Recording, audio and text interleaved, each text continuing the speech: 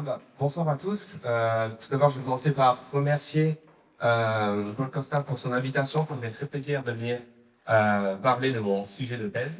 Donc, je m'appelle Tanguy Marchand. Je suis en troisième et dernière année de thèse à Paris, à l'Institut d'astrophysique de Paris, qui est un laboratoire attaché à l'université Pierre et Marie Curie, qu'on appelle aussi l'université Paris 6. Donc, ça fait très bien, ça trouve parce qu'il y a quelques années, il était ici en classe préparatoire, mais c'est ferme-là, donc vous devez du nom. Et c'est, donc je suis vraiment revenu à ce ça fait très plaisir de me repasser, donner cette conférence. Alors sans plus attendre, je vais rentrer dans le vif du sujet. Je vais parler des ondes gravitationnelles, mais tout d'abord on va parler de la relativité générale, qui est le cadre théorique qui décrit les ondes gravitationnelles. Donc on va commencer, j'ai mis très peu de formules, j'en ai mis que sur deux transparents différents, voici le premier transparent. On va commencer avec la physique classique.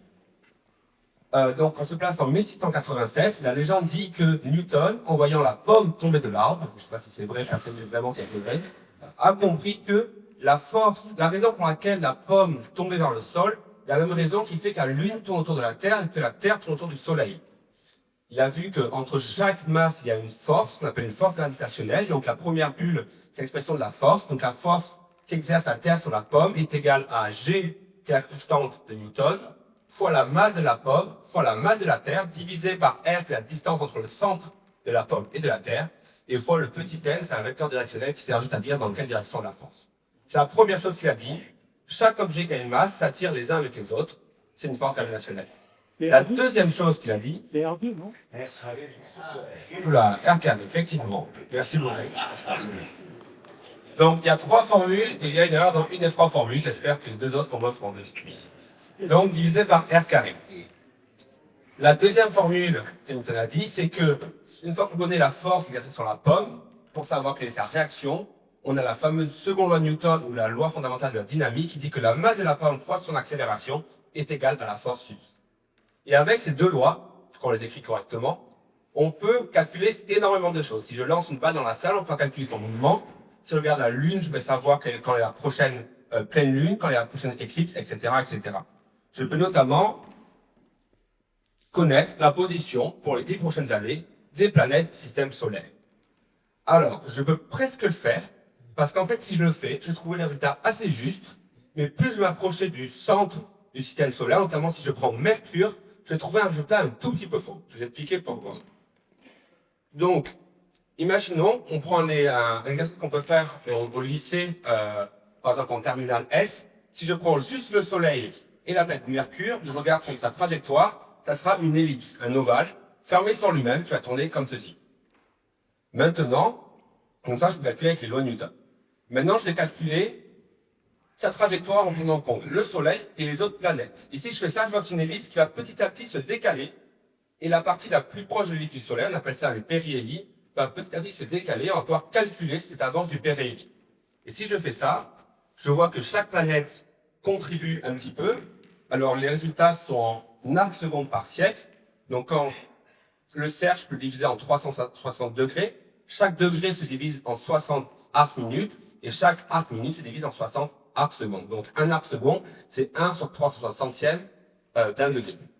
Donc, je vois que la contribution de Vénus, qui est la planète la plus proche de Mercure, à l'avance du périhélie, va être 277,8 arcs secondes par siècle. Donc, je peux calculer pour chaque planète. J'ai pas mis une dernière planète dont la contribution est négligeable. Et je vois qu'au final, l'avance par siècle est de 531,2, théoriquement, d'après la loi de Newton. Malheureusement, si je mesure avec précision ce qui se passe, je vois que l'avance est un peu plus grande, de 573,2. Alors, les physiciens, quand ils voient ça, ils se disent plusieurs choses. La première chose, c'est peut-être que ma loi que j'utilise est fausse. La deuxième est peut-être que j'ai mal fait le calcul, je vais l'en faire. Et la troisième, peut-être qu'il y a d'autres planètes que je n'ai pas vues qui vont changer le résultat. Donc, certains physiciens ont postulé qu'il y avait une planète qu'on n'avait pas encore découverte entre Mercure et le Soleil, mais cette planète n'a jamais été vue. Et en fait, c'est la première solution, la loi que j'utilise n'est pas exactement vraie. On va faire un immense bond en avant et on va arriver en 1915 à la théorie de la relativité générale. Donc, là, j'ai mis qu'une seule slide historique, mais je peux parler pendant des heures de comment cette théorie a été construite en passant d'abord par la relativité restreinte puis générale. Et je vais directement mettre une image peut-être déjà vue qui explique en gros en quelques phrases ce qu'est la relativité générale. Donc en relativité générale, on voit l'espace et le temps comme une seule entité qu'on appelle l'espace-temps. cette grille verte que vous voyez, l'espace-temps a 4 dimensions, 3 pour l'espace et 1 pour le temps. Donc là, la grille a juste 2 dimensions parce qu'on est obligé de mettre 2 dimensions quand on veut faire un schéma. Dans cet espace-temps, on a de la matière, ici le Soleil et la Terre, et cette matière va modifier cet espace-temps. On dit qu'il va courber l'espace-temps. Et au sein de cet espace-temps courbe, les masses, donc la planète, par exemple la Terre, va suivre ce qu'on appelle des géodésies, des lignes droites. Donc si la Terre tourne autour du Soleil en relativité générale, c'est parce que le Soleil courbe l'espace-temps et que la Terre suit la pente comme une bille que je lance dans un bol qui ferait plein de tours comme ça dans un bol de cuisine. Et c'est pour cette raison que la Terre tourne autour du Soleil. Donc on ne parle plus de force gravitationnelle avec le loi Newton, mais juste de l'espace-temps courbé à cause des masses et de ces masses qui suivent les géodésiques. Alors voici la troisième et dernière formule de l'exposé, ce sont les équations d'Einstein. Cette équation, je les ai mises parce que c'est l'unique équation qui existe en réalité générale. C'est l'équation maîtresse. À gauche, vous avez l'espace-temps. Le G, avec 2 indices mu, ce qu'on appelle la métrique, c'est ce qui donne la notion de distance de temps au sein de l'espace-temps. Et les constantes R, mu et R sont des objets compliqués qu'on construit à partir de cette métrique. L'équation d'Einstein dit que cet objet à gauche compliqué, qui dépend de la métrique, qu'on appelle le tenseur d'Einstein, est égal à, et à droite on a la matière. Donc vous voyez la constante G qui est la même que celle de l'équation de Newton, C qui est la vitesse de la lumière qui apparaît naturellement dans cette théorie, et T, avec 2 indices mu, c'est la matière. Donc en fait le Soleil et la Terre rentreraient dans le T, et la grille verte ferait la partie de gauche. Et avec les équations d'Einstein, je peux calculer comment la matière coupe l'espace-temps et comment après la matière se déplace en géodésique au sein de l'espace-temps courbé.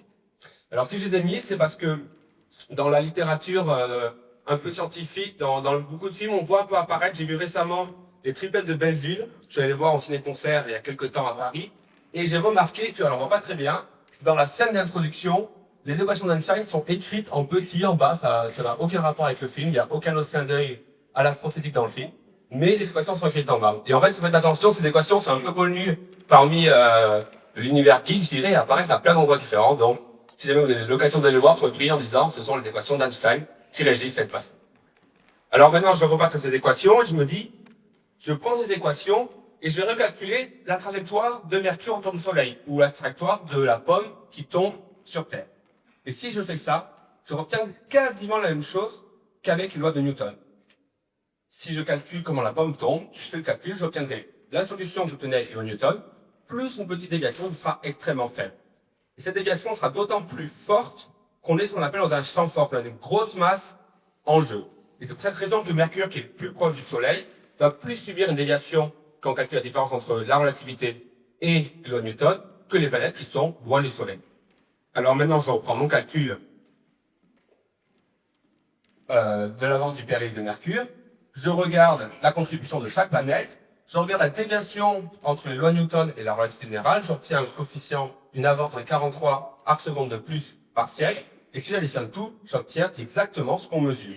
Et donc, grâce à la relativité générale, on retombe sur le bon résultat. On peut calculer, prédire exactement la bonne avance du périhélie de Mercure.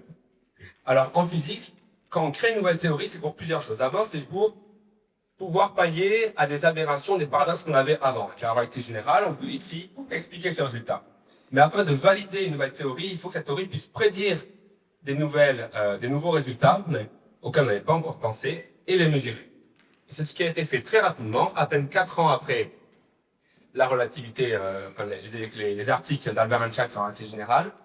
La deuxième, alors on voit très très mal. Ce que le schéma représente, c'est le Soleil qui est au milieu, mais qui est très pâle, donc personne ne le voit. J'imagine, on a une boule au milieu qui représente le Soleil, une étoile ici, un rayon lumineux en noir qui passe sur le Soleil et qui arrive vers la Terre que tout le monde doit voir en rayon. La relativité générale, il dit que la lumière, aux abords des objets massifs comme le Soleil, va être déviée. Du coup, si je suis sur Terre, le Soleil est là, personne ne peut le voir, et l'étoile émet une lumière, je ne vais pas la voir là où elle se trouve, mais un petit peu décalée, parce que la lumière va être déviée à la fois du Soleil, un peu comme un mirage. Alors c'est une prédiction qui découle directement des équations d'Einstein, mais pour le voir, c'est assez compliqué, parce que en plein jour, les étoiles qui sont proches du Soleil, on ne les voit pas, parce qu'on est ébloui par le Soleil, et en pleine nuit, le Soleil n'est pas là, du coup, on ne peut pas avoir cet effet. Donc il a fallu attendre une éclipse de Soleil, la Lune se met devant le Soleil, du coup il fait nuit noire, le Soleil est bien devant nous, on regarde les étoiles qui sont autour du Soleil, on les voit un petit peu décalées, pas à leur vraie position, mais un petit peu décalées parce que le Soleil dévie la trajectoire des rayons lumineux. Et ça, c'est une des grandes prédictions un peu inattendues de la relativité générale qui a été vérifiée assez rapidement après la postulation des articles d'Einstein et qui a corroboré énormément ces effets.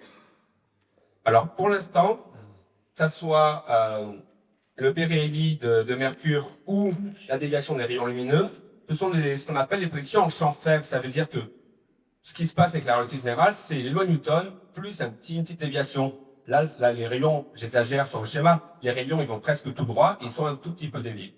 Mais avec les équations d'Einstein, on peut avoir des phénomènes qui sont extrêmement différents de la physique classique. Alors, le premier phénomène, c'est celui-là. Alors, est-ce que tout le monde voit bien? Pile au centre de l'écran, regardez bien, juste ici. Alors, qu'est-ce que c'est? Alors, c'est un trou noir. Donc, on ne voit rien du tout parce que, comme son nom l'indique, il est tout noir, il n'y a aucune lumière, et j'ai mis sur un fond noir, donc on ne voit pas grand-chose. Ce que je vais faire, je vais dessiner les étoiles en arrière-plan. Voilà, on le voit mieux. On a un trou noir, et derrière, juste les étoiles qu'on a dessinées. Donc, un trou noir, c'est une solution de l'équation d'Einstein, donc une prédiction de cette théorie. C'est donc un astre extrêmement massif et extrêmement compact, c'est-à-dire beaucoup de matière dans un volume assez petit. Là, c'est tellement compact que rien ne peut s'en échapper, même pas la lumière. Du coup, n'importe quelle particule, que ce soit de la matière ou de la lumière, se trouve à l'intérieur de l'horizon du trou noir et piégé ne peut pas en ressortir et aucune lumière n'en ressort. Alors derrière, j'ai mis un fond étoilé. C'est pas moi qui l'ai fait, c'est une simulation, vous verrez à la suite de la simulation. Il y a un fond étoilé et vous voyez que l'image est un peu déformée. On voit un sorte d'anneau un peu bizarre autour noir. On voit les étoiles un petit peu déformées. Et ça, c'est la conséquence de la slide juste avant. Les rayons lumineux aux environs d'un astre massif sont déviés. Là, les rayons qui viennent des étoiles derrière sont déviés par le trou noir et par la déformation de l'espace-temps qu'il engendre autour de lui. Et pour ça que l'image est un peu distordue. Alors, ce que je vais faire maintenant, je vais prendre deux trous noirs que je vais mettre côte à côte. Je vais faire tourner l'un autour de l'autre. Si on était en physique classique, ils tourneraient indéfiniment l'un autour de l'autre, comme deux étoiles qui tournent l'une autour de l'autre ou la Terre autour du Soleil. Là, en relativité générale, il va se passer deux nouvelles choses. Donc, je vous laisse le film et après, on discutera de ce qu'on a vu. Ah, voilà, le texte, on voit bien le film. Alors, on voit deux trous noirs, ils tournent l'un autour de l'autre, et en fait, petit à petit, ils se rapprochent, et ils fusionnent, et l'image finale, c'est l'image d'un slide juste avant. Alors, je vais vous remontrer le film. Regardez bien la déformation des étoiles et de l'arrière-plan au fur et à mesure que les trous noirs tournent l'un autour de l'autre. Vous voyez l'image derrière est complètement distordue, et cet effet, c'est l'effet que j'ai montré juste avant. Les rayons lumineux qui viennent des étoiles sont déviés par la déformation de l'espace-temps, c'est pour ça qu'on voit tout ça un peu distant. Je vais montrer une troisième fois le film, regardez bien le plus loin possible de l'image.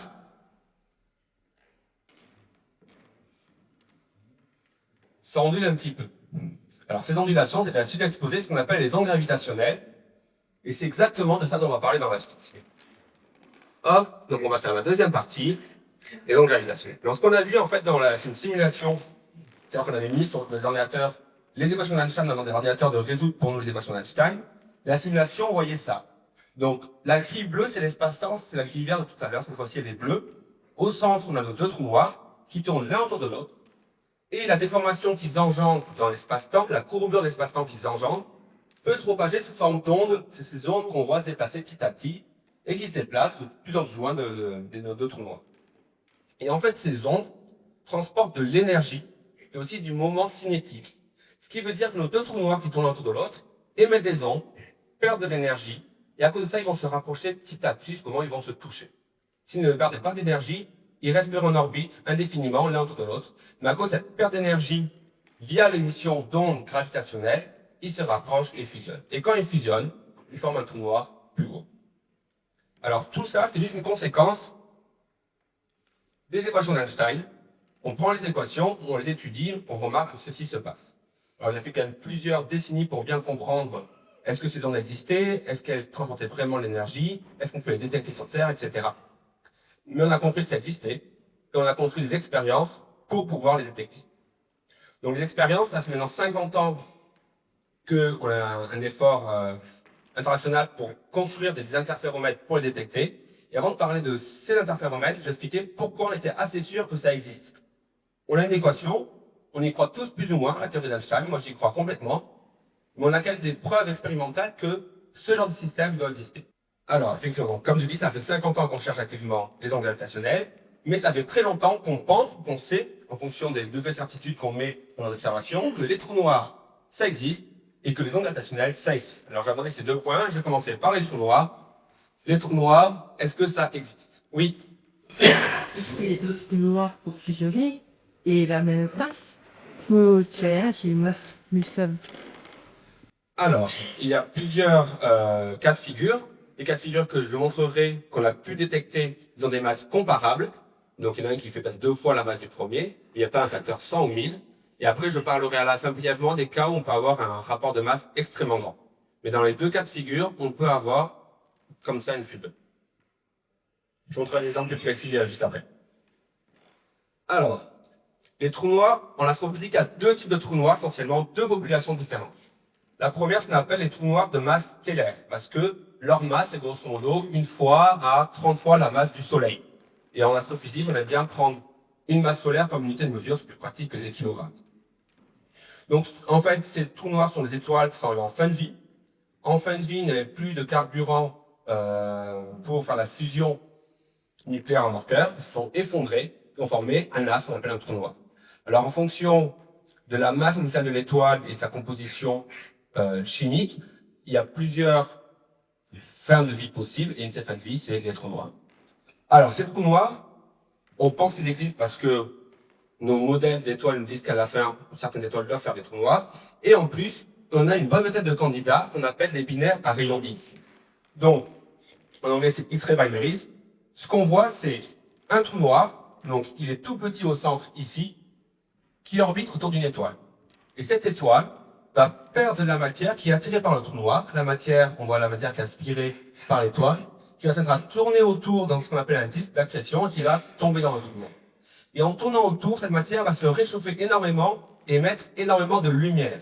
Et paradoxalement, même si un trou noir absorbe toute la lumière au sein, à l'intérieur de son horizon, la matière qui est encore à l'extérieur et qui accélère va être extrêmement rayonnante et on va observer ça sur Terre.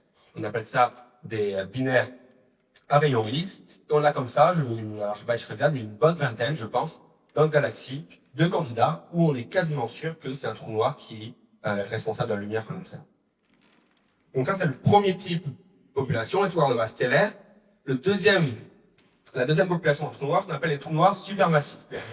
Alors, on pense qu'il y a un trou noir supermassif au centre de quasiment toutes les galaxies dans l'univers.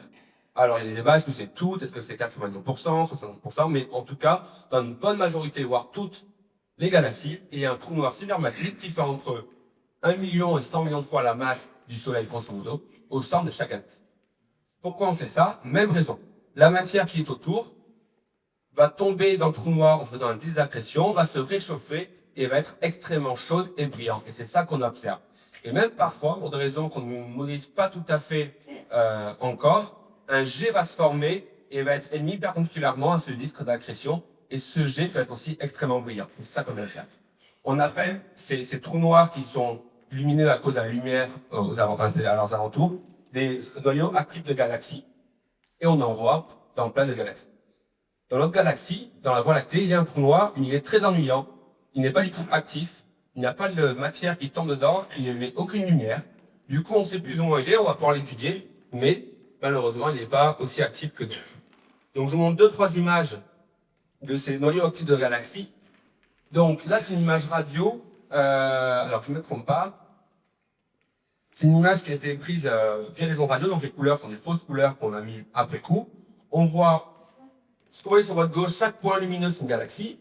Au centre, on a une galaxie qui est extrêmement brillante parce que le trou noir qui est au centre accrète de la lumière qui brille énormément. Et on voit un jet qui est émis des deux côtés, qu'on voit très bien sur l'image de droite, qui est un jet de particules extrêmement brillant qui est émis. Ça, on observe plein. Et nos seuls modèles qui expliquent ça, c'est qu'il y a un trou noir supermassif au centre des galaxies. Pour cette raison, on est très confiant sur le fait que les trous noirs supermassifs existent. Donc, d'autres images qu'on appelle des quasars, qui sont aussi des noyaux actifs de galaxies. Il y a une phénologie immense de noyaux actifs de galaxies parce qu'il y a plein de propriétés différentes en fonction de l'orientation, de la matière dedans, etc. Ils ont plein de noms différents, mais c'est la même chose. C'est un gros trou noir avec la matière qui tombe dedans. Des quasars, on en connaît des dizaines de milliers. C'est des objets qu'on voit le plus loin dans l'univers, quasiment. On voit des galaxies qui sont au fin fond de l'univers. extrêmement brillante grâce à ce phénomène.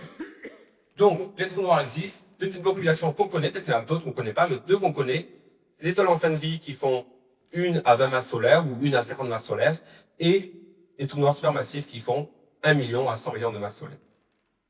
Alors, voilà, ça c'est le trou noir au centre de la galaxie, qui s'appelle Sagittaire A étoile, qui se situe dans la constellation du Sagittaire. Donc, au niveau de la croix noire, enfin la croix jaune au milieu, ce serait l'emplacement du trou noir, on ne voit rien parce qu'il est complètement noir, et chaque point blanc autour sont des étoiles. Donc, il y a un petit film, et on va voir, donc c'est le film, l'échelle ne sera pas marquée, mais ça se passe pendant une quinzaine d'années. On va voir les étoiles orbiter autour du trou noir. Alors, le film se lance, donc on voit, donc ça c'est des mesures qui ont été faites sur plusieurs années, on voit les étoiles au fur et à mesure qu'ils se déplacent. Et les étoiles au centre sont des étoiles, on va zoomer après. Voilà, ce sont des étoiles qui tournent autour d'un objet qu'on ne voit pas. Donc là, on a ainsi compté l'étoile la plus proche, on a fait plein de mesures. Ça tourne autour d'un objet qu'on ne voit pas, c'est une hélice. Au centre, donc, on peut calculer en fonction de la trajectoire, on peut calculer la masse de l'objet central, qui est responsable de cette trajectoire. Sa taille maximale est de façon plus petite que le diamètre de la trajectoire, sinon l'étoile tomberait dans le trou noir. Et donc, une si grande masse dans un volume si petit, d'après nos théories, c'est un trou noir. Donc là, en fait, au milieu, il y a le trou noir supermassif de notre galaxie qui est là, mais aucune matière ne tombe dedans, donc il est très peu brillant. Alors, deuxième question. Les ondes gravitationnelles, est-ce que ça existe? Avant de se lancer et débourser des milliards à faire des détecteurs, est-ce qu'on est sûr qu'on comprend bien la théorie, que ces ondes existent? La réponse est de nouveau oui. Et pour cela, on va s'intéresser à un autre type d'objet, les étoiles à neutrons. Donc là, vous avez une vue d'artiste étoile à neutrons. L'étoile à neutrons, c'est pareil, une étoile en fin de vie, qui va s'effondrer sur elle-même. Au lieu de faire un trou noir, pour diverses raisons, ça va faire une étoile à neutrons. Donc, c'est un peu moins compact, un peu moins massif. On dit que c'est, enfin, l'ordre de grandeur, c'est une masse solaire dans 10 km de rayon, donc c'est extrêmement dense. On appelle ça une étoile à neutrons parce que l'état de la matière n'est pas exactement connu à l'intérieur, mais on pense qu'en grande partie, il y a un fluide composé de neutrons à l'intérieur de ces étoiles. Et ces étoiles sont extrêmement magnétisées, donc ce que l'artiste a voulu représenter par ces filaments bleus qu'on voit autour, c'est un champ magnétique, parce que ces étoiles à neutrons sont extrêmement magnétisées et émettent souvent un champ magnétique. Alors voilà, masse du Soleil dans une sphère de 2 millions de kilomètres. Et si on s'intéresse à ça, c'est que parfois, ces étoiles à neutrons émettent un jet de nouveau. Donc, ce qu'on représente en haut, c'est deux étoiles à neutrons côte à côte qui mettent chacun un jet dans des directions différentes. Et quand elles émettent des jets, comme ça, on appelle ça des pulsars. Et ces pulsars tournent sur eux-mêmes, mais leur axe de rotation n'est pas le même que l'axe du jet. Du coup, ça fait comme un phare et le jet se balade comme ça. Et si la Terre est bien positionnée, à chaque tour, on voit le jet qui nous passe dessus. Donc, si on est dans l'axe du jet et que l'étoile tourne, que le pulsar tourne, on voit à chaque rotation un vide quand on regarde ça avec des antennes radio. Alors, ces pulsars sont très intéressants parce que la précision, la stabilité de la rotation est extrême. Si donc on reçoit les bips consécutifs, donc ça tourne entre 1 seconde et 10 millisecondes, grosso modo, en fonction des pulsars considérés. Si on regarde les bips qu'on reçoit, c'est extrêmement précis, ça rivalise avec nos horloges atomiques qu'on peut faire sur Terre en précision. Donc, c'est des objets qui sont très stables, très précis. Et en plus, qu'on observe en ondes radio, on peut avoir une précision angulaire dans le ciel qui est immense. Du coup, qu'on observe un système comme ceci, composé de deux pulsars qui tournent l'un autour de l'autre, on peut avoir la trajectoire précisément parce qu'on est en ondes radio et une position temporelle très précise grâce à leur rotation qui est très stable. Donc, ce qu'on fait, c'est qu'on cherche un système de pulsars binaires, ça veut dire un système binaire, c'est un système de deux astres qui tournent l'un autour de l'autre, avec au moins un pulsar à l'intérieur et souvent l'autre étoile et souvent une étoile à neutrons. Pas forcément un pulsar, mais on voit une étoile à neutrons. Et ces systèmes-là émettent aussi des ondes gravitationnelles. Tout à l'heure, on a vu deux trous noirs qui émettent des ondes gravitationnelles. En fait, n'importe quel objet qui tourne l'un autour de l'autre émet des ondes gravitationnelles. Plus l'objet est compact, plus l'onde est forte. Donc la Terre qui tourne autour du Soleil émet extrêmement peu d'ondes gravitationnelles, c'est pas détectable. Mais les étoiles à neutrons qui tournent l'un autour de l'autre, ça émet des ondes gravitationnelles. Et ces ondes ont un effet sur le système. Le système perd de l'énergie et du mouvement cinétique via l'émission d'ondes gravitationnelles, et ça va affecter leur trajectoire. Alors, ce qu'on va faire, c'est qu'on va observer ce système, donc il y a un système qui est connu PSR, P19, 13 plus 16, en astrophysique, c'est toujours des très jolis noms aux objets considérés. On va observer ce système pendant 10-15 ans, on va mesurer très précisément la trajectoire. Si le système émet bien des ondes gravitationnelles, cette trajectoire va être modifiée, on va mesurer ça. Et c'est ce qui a été fait. Donc, je ne vais pas rentrer en détail de ce qui est mesuré, c'est juste un détail technique de la trajectoire, mais ça correspond en fait à une perte d'énergie par le système via l'émotion gravitationnelle. Le trait plein, c'est la prédiction de la relativité générale. Nous avons entre l'année 1975 et l'année 2000, et les points noirs sont les observations qu'on a pu faire. Et donc ça, c'est une courbe qui avait eu le prix Nobel en 1993 à Hull et Taylor, qui ont découvert le pulsar, enfin le système binaire de pulsar en question, et c'est se rendre compte que c'est vraiment un immense succès de la relativité générale. On a pu prédire 25 ans à l'avance cette courbe et on la mesure exactement. Donc là-dessus, ce qu'on a en fait, c'est quelque part une première détection d'ondes gravitationnelles. C'est une détection indirecte parce qu'on ne mesure pas directement ces ondes, on mesure leur effet via la perte d'énergie que subit le système de pulsar binaire. Alors maintenant qu'on sait que les ondes gravitationnelles existent, on va revenir à ce système. Deux trous noirs. Les ondes sont régies par l'équation d'Einstein. On sait que les trous noirs, a priori, ça existe. On sait que les ondes gravitationnelles, ça existe. Du coup, on va se dire, on va créer une expérience pour arriver à mesurer ceci. Et cette expérience, c'est ce qu'on appelle un interféromètre de Michelson. Alors, le principe est très simple.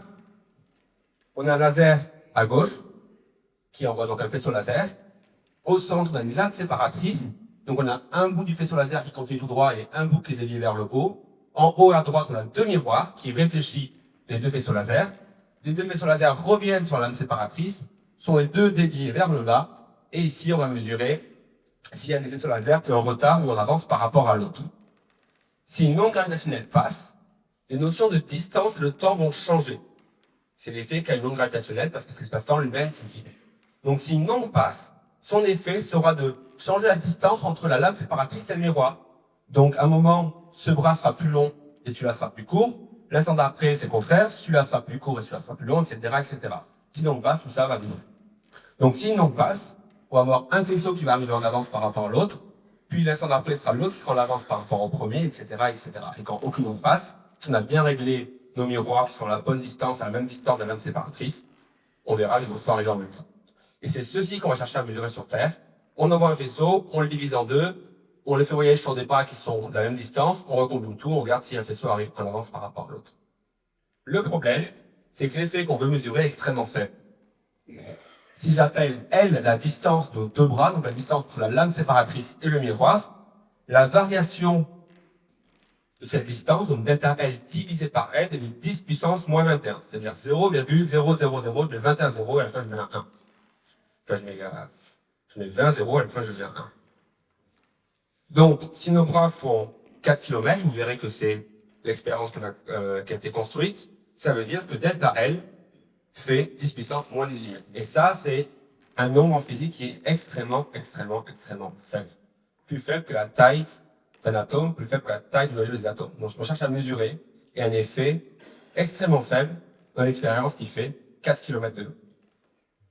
Alors, je vais passer cette slide, je vais directement aller ici. Voici la tête du détecteur. Donc là, on a le détecteur Virgo en Italie, à côté de la ville de Pise. Donc vous avez ici le laser qui est dans ce bâtiment-là. La lame séparatrice qui est là. Il y a un bras de 3 km d'un côté, un bras de 3 km de l'autre côté. Des miroirs qui se retrouvent au bout. Les faisceaux reviennent et on mesure le retard d'un vaisseau par rapport à l'autre. Alors il faut se rendre compte de cette expérience. C'est, je crois, 40 ans de R&D de construction. Il faut bien sûr que les miroirs soient parfaits, il faut que le laser soit extrêmement puissant, il faut que le vide soit nickel à l'intérieur, etc., etc. Je suis théoricien, je ne suis pas du tout expérimentaliste, mais quelqu'un qui travaille là-dedans, il faut parler pendant des heures de chaque composante de l'expérience et c'est vraiment passionnant. Alors, ce détecteur en Italie, en fait, c'est partie d'un réseau plus grand que je vous montre ici. On a deux détecteurs aux États-Unis qu'on appelle LIGO. Il y en a deux, donc assez loin de l'un de l'autre. Un donc les LIGO font 4 km de long. Un en Allemagne, Geo600, qui fait que 600 mètres de long, donc il est moins performant. On s'en sert pas pour détecter des ondes, on s'en sert pour tester de nouvelles technologies. Typiquement, on a une nouvelle technologie qui s'appelle en anglais le squeezing of light. Donc le laser qu'on injecte dans le détecteur, on va avoir des propriétés quantiques particulières dessus qui vont vous intéresser. Ce sera la prochaine amélioration des détecteurs, et ça on le teste actuellement en Allemagne. En Italie, le détecteur Virgo que j'ai montré juste avant, et deux détecteurs qui ne sont pas encore construits mais qui vont être bientôt. LIGO en Inde, qui est en fait une copie des détecteurs américains, et au Japon, KAKA. Donc très bientôt, on aura 5 détecteurs opérationnels, plus Géo qui sert à faire la R&D.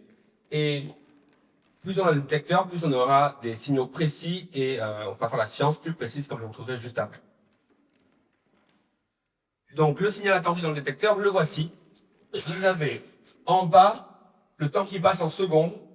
Donc on est entre 0,25 secondes et 0,45 secondes. Tout en haut, c'est le schéma des deux trous noirs qui sont l'un autour de l'autre, qui se rapprochent parce qu'ils émettent les ondes gravitationnelles et qui fusionnent. Et au milieu, vous avez le signal attendu dans le détecteur.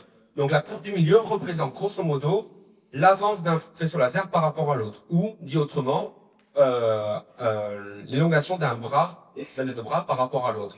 Donc l'unité, et c'est sans unité, 10 puissance moins 21, c'est l'ordre de grandeur dont je parlais, c'est le delta L sur L. Donc là, considérez qu'on a tracé delta L sur L.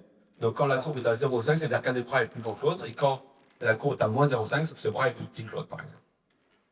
Donc il y a deux courbes, une rouge sur une bleue, vous inquiétez pas, on considère juste la courbe rouge, c'est ça qui nous intéresse. Donc ce qu'on voit, c'est qu'au fur et à mesure que les trous noirs tournent l'un autour de l'autre, le signal qu'on reçoit, c'est ce qu'on appelle une sinusoïde, dont la fréquence et l'amplitude augmentent. Vous voyez que c'est de plus en plus grand et de plus en plus resserré.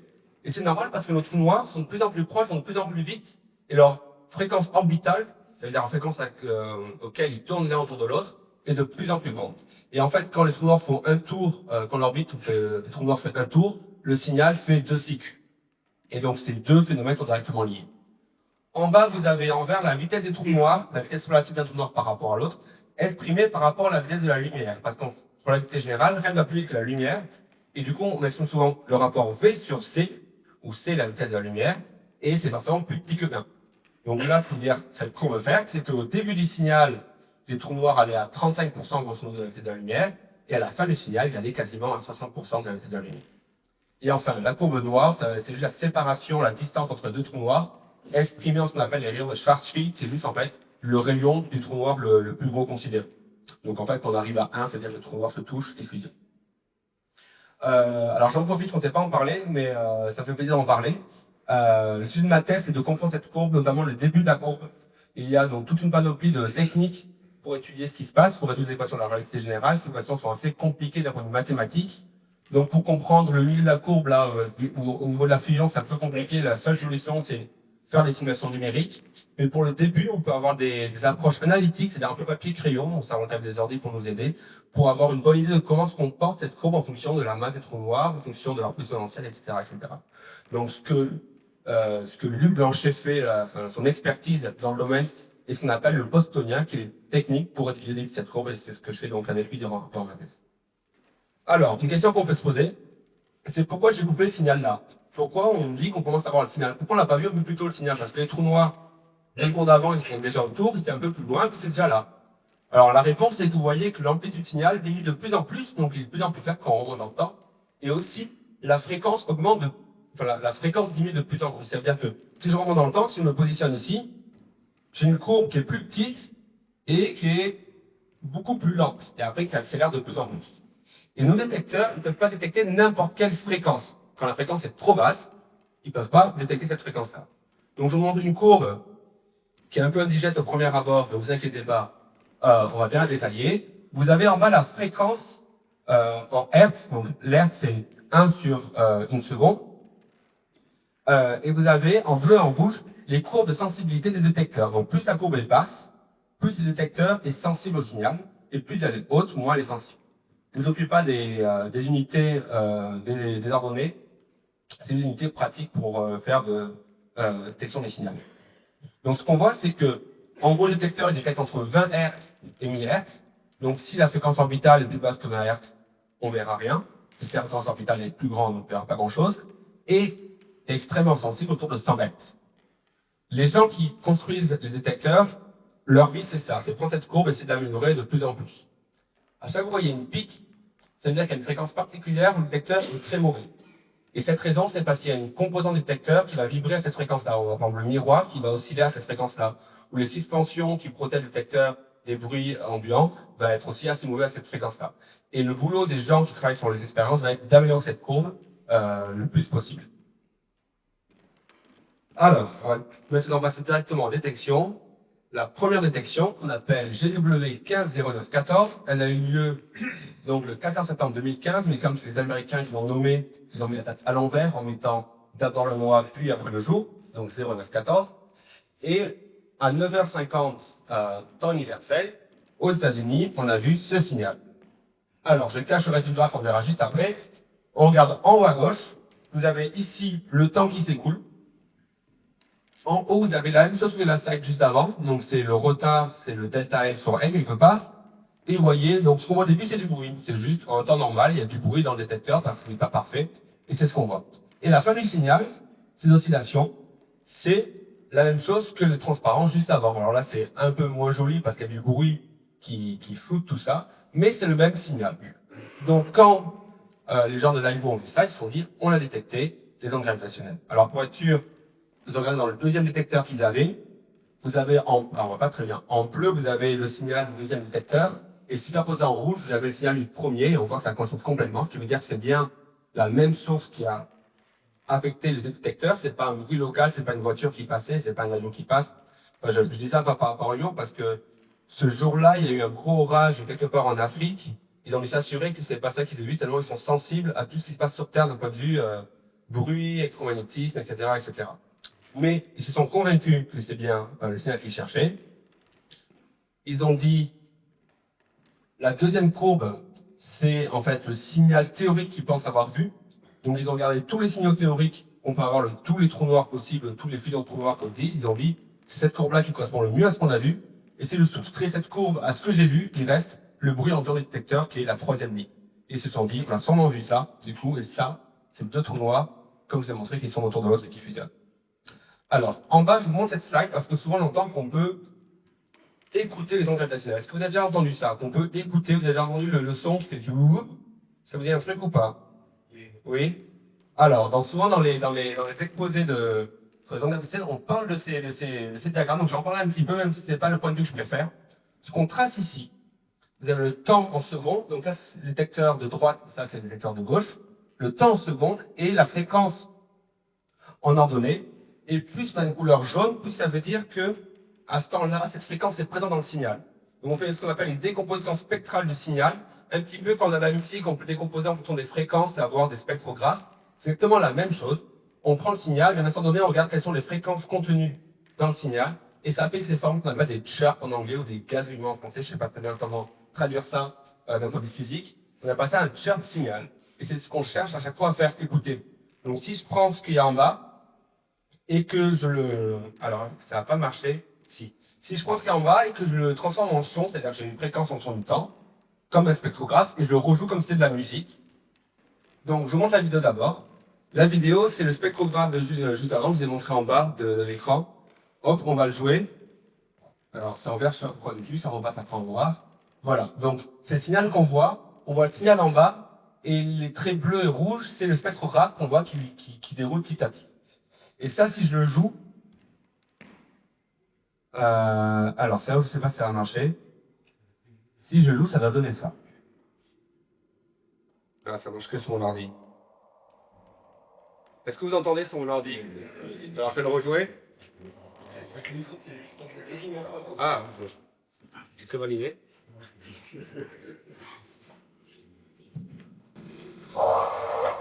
Ça marche. Le whoop, ça s'appelle le chirp, et en fait c'est le chirp qu'on entend parler tout le temps. Hop. Je vais vous épargner les photos de pingouins. Le chirp, c'est ce qu'on entend tout le temps dans les conférences, et c'est juste, on a pris le signal, on l'a transformé dans l'espace temps-fréquence, et on le rejoue, et en fait ça devient commode de communiquer. Mais les ondes gravitationnelles ne font pas du bruit, ce serait une mauvaise idée d'avoir, ça ne fait pas du bruit, puisqu'on voit un signal, et après on le convertit pour faire du bruit avec, on entend ce chirp. Voilà, je vais continuer. Alors, les trous noirs qu'on a vus, voici leurs propriétés physiques. Le premier trou noir faisait 36 fois la masse du Soleil. Et une note avec un petit point et le rond autour, ça veut dire une masse solaire, c'est la masse du Soleil. C'est plus commode que d'exprimer ça en kilogrammes. Alors, ne me demandez pas combien fait le Soleil en kilogrammes, je ne sais pas du tout. Je suis, comme beaucoup de physiciens, je n'ai plus en tête tous les chiffres que j'ai dû apprendre pour les examens de physique. Mais ça se trouve facilement. Si vous voulez savoir, vous cherchez sur Google, vous transformez 36 fois ce que vous dit Google, vous aurez la masse des noirs en kilogrammes. Mais ce qu'il faut garder en tête, c'est que 36 fois la masse du Soleil, c'est plus pertinent à avoir en tête. Le deuxième trou noir fait 29 fois la masse du Soleil. Et le trou noir final fait 62 fois la masse du Soleil. Alors il y a un petit problème, c'est que si vous faites le premier chiffre plus le deuxième, vous ne trouvez pas le troisième chiffre. C'est-à-dire que le dernier trou noir, il ne fait pas exactement la somme des masses des deux premiers trous noirs. Et cette raison, c'est que les ondes gravitationnelles transportent de l'énergie, et en relativité générale, il y a un lien très fort entre l'énergie et la masse, sa formule d'Einstein, E égale mc carré, et ce qui veut dire qu'on a 3 masses solaires, donc 3 m soleil fois c carré, d'énergie qui a été émise sous forme d'ondes gravitationnelles. Et ça, c'est immense. Au maximum, donc l'énergie, c'est une quantité totale, et la puissance, c'est l'énergie divisée par unité de temps. Et au maximum du signal, la puissance était de 10 puissance 56 R par seconde. Alors, c'est encore une nouvelle unité d'astrophysicien. En astrophysique, on a toujours des unités un peu absurdes. Un R, c'est 10 puissance moins 7 joules. Ça fait 100 nanojoules. Ça ne dit pas grand-chose, mais 10 puissance 56 R par seconde, c'est de très loin l'événement le plus brillant qu'on a jamais vu dans l'univers. Alors c'est un peu triché parce qu'on n'a pas vu brillant en électromagnétique, on l'a vu brillant en termes d'ondes gravitationnelles, mais c'est très loin plus brillant que les phénomènes électromagnétiques qu'on voit comme les supernovas, les AGN et les sursauts gamma qui sont, je crois, les éléments les plus brillants qu'on peut observer. La distance, donc, on utilise le mégaparsec en astrophysique. La distance, l'objet est à 420 mégaparsecs, ce qui fait 1,3 milliard d'années-lumière. Donc, le signal va à la vitesse de la lumière, donc c'est équivalent de dire qu'il a été émis il y a 1,3 milliard d'années, ou de dire qu'il s'est situé à 1,3 milliard d'années-lumière de vie. Les gens sont souvent beaucoup plus impressionnés par le fait que c'était émis il y a longtemps, plutôt que par le fait que c'était émis il y a une distance lointaine, mais c'est exactement la même chose en astrophysique. Alors, vous voyez que la distance, c'est 420, plus ou moins 150 mégaparsecs. En effet, le signal, vous avez vu, est un peu dans le bruit. Du coup, quand on fait l'analyse du signal, on ne sait pas très bien quel événement on a vu à quelle distance. Et je vous montre ça pour montrer que, en fait, en physique, il y a une différence entre ce qu'on peut dire, qui est facile à prononcer, et puis la complexité de la physique. Les gens, pour analyser le signal, les graphes finaux qu'ils ont sortis, les résultats finaux, c'est ce type de graphe, qui vous donne la probabilité de la masse du premier trou noir. Donc, on va prendre le graphe de gauche. Vous avez en abscisse, en masse solaire, la distribution possible de la masse du premier trou noir. Il vient d'en donner la distribution possible de la masse du second trou noir. Donc, ce sont des distributions de probabilité. Et ça veut dire que le couple M1, M2, des masses des deux trous noirs, se situe dans la tâche bleutée ici, avec 50% de chance que ça soit dans le premier cercle et 90% de chance que ça soit dans le deuxième cercle. Je ne vais pas vous dire que c'est dans le masse solaire. On peut dire, d'après ce qu'on sait, en faisant les méthodes d'analyse qu'on connaît, ça se situe quelque part dans la zone bleutée. Et à droite, vous avez la masse finale du trou noir et son spin. Son spin, c'est sa vitesse de rotation sur lui-même. Parce que quand les deux trous noirs tournent, ils ont chacun une rotation sur eux-mêmes. Et en fusionnant, ils donnent le trou noir en plus, encore plus de rotation. Le spin final, comme on dit, mais compris quelque part là-dedans. On ne veut pas vous dire c'est exactement ça. Mais au fur et à mesure qu'on aura plus de détecteurs, qu'on aura une meilleure sensibilité et qu'on aura une meilleure analyse du signal, on sera de plus en plus précis sur ces résultats. Et on va faire de la physique de plus en plus précise, c'est ça qui est vraiment important.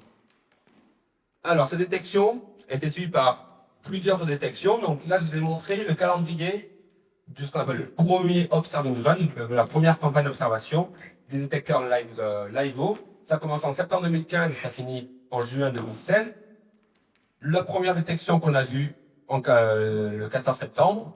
Après, en octobre, il y a eu un candidat, ça veut dire qu'on a vu un signal, mais tellement dans le bruit qu'on s'est dit, on ne peut pas confirmer scientifiquement que c'est un signal, mais on pense que c'est un signal. Donc on appelle ça un candidat.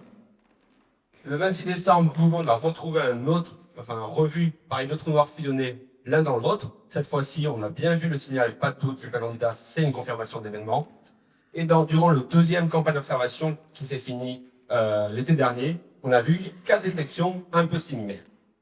Alors, ces détections, je vous les montre.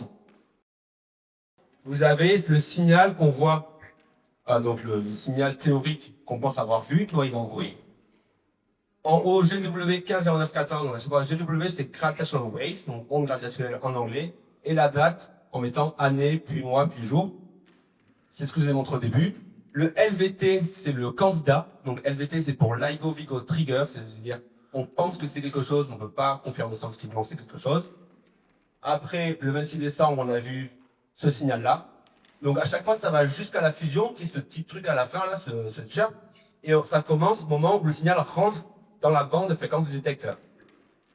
Et puis durant le deuxième run, on a vu deux premiers, un troisième qui n'a pas encore été mis sur cette transparent parce qu'on l'a annoncé que plus tard. Et le dernier, je ne l'ai pas encore mis, c'est une petite vidéo. Le dernier est beaucoup plus long, regardez bien, je vais lancer le signal. Et on voit le signal qu'on a observé. Donc vous allez voir, c'est pour vous montrer en comparaison à quel point le dernier signal a été beaucoup plus long. Donc à chaque étendulation qu'on voit, c'est un cycle en plus des deux objets qui tournent autour de l'autre. Alors, et là pour une petite minute, jusqu'à la fusion. Donc ce signal est beaucoup plus grand, ce qui veut dire qu'au moment où il est rentré dans la bande de fréquence détecteur, il y avait beaucoup de cycles avant la fusion. Et ça, d'après nos équations, ça veut dire que les masses en jeu étaient plus faibles. Et d'après le modèle d'astrophysique, c'est-à-dire que ce n'était pas des trous noirs, mais c'était des étoiles à neutrons. Donc ce signal, quand les gens ont vu ça, ils se sont dit ça, c'est pas des trous noirs, c'est deux étoiles à neutrons. Pour rappeler les pulsars dont j'ai parlé, les pulsars de H.C. Taylor qu'on a eu le prix Nobel en 93, vous prenez ce système, vous attendez 100 millions d'années, dans 100 millions d'années, il donne un signal plus ou moins comme ça.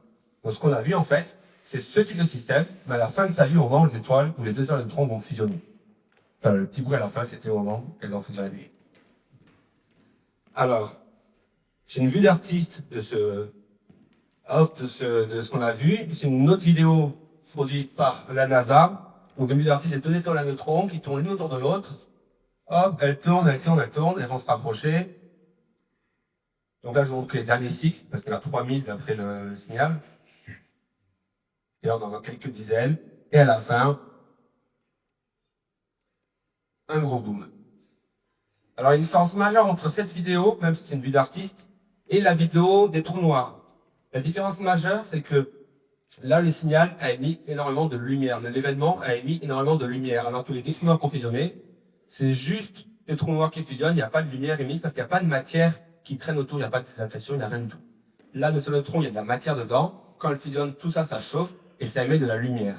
Donc quand on voit ça, on peut s'attendre à avoir une contrepartie électromagnétique, c'est-à-dire on peut s'attendre à voir de la lumière avec nos télescopes au même endroit que le signal.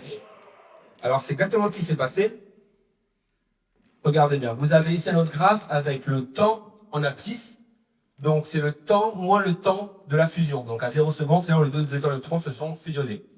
À gauche, le spectrogramme, donc temps-fréquence des détecteurs LIGO-Virgo. Donc c'est le même tout à l'heure, à nous zoup, zoup. Donc on voit bien ce traîné jaune ici, c'est le signal. Et quand ça monte comme ça correspond à la fusion. La fusion se fait juste ici. Et à droite, ce sont les résultats de deux satellites, qui s'appellent Integral et Fermi, et qui mesurent des rayons gamma, qui sont en fait donc des photons, des brins de lumière, à énergie extrêmement haute. Donc, ils en mesurent en permanence, et puis de temps en temps, ils font un petit sursaut, ils ont un peu plus de photons que d'habitude, et c'est ce qu'on voit en haut à droite. Alors, satellite thermique, quand ils voient ça, ils savent exactement ce que c'est, ils appellent ça un sursaut gamma. Je ne vais pas trop en parler parce qu'on a un expert des sursauts gamma qui faut en parler un peu plus tard. En fait, l'histoire du sursaut gamma est impressionnante. Je crois que c'est dans les années 60, si je ne me trompe pas. Les Américains avaient peur que les Soviétiques fassent des essais nucléaires sans leur dire. Alors, ils ont envoyé un satellite qui mesurait tous les photons gamma, parce qu'en fait, ils s'est dit, si jamais il y a une explosion nucléaire quelque part sur Terre, ça émettra plein de rayons gamma et on pourra le voir avec un satellite. Et quelques temps après, bingo, ils voient des rayons gamma.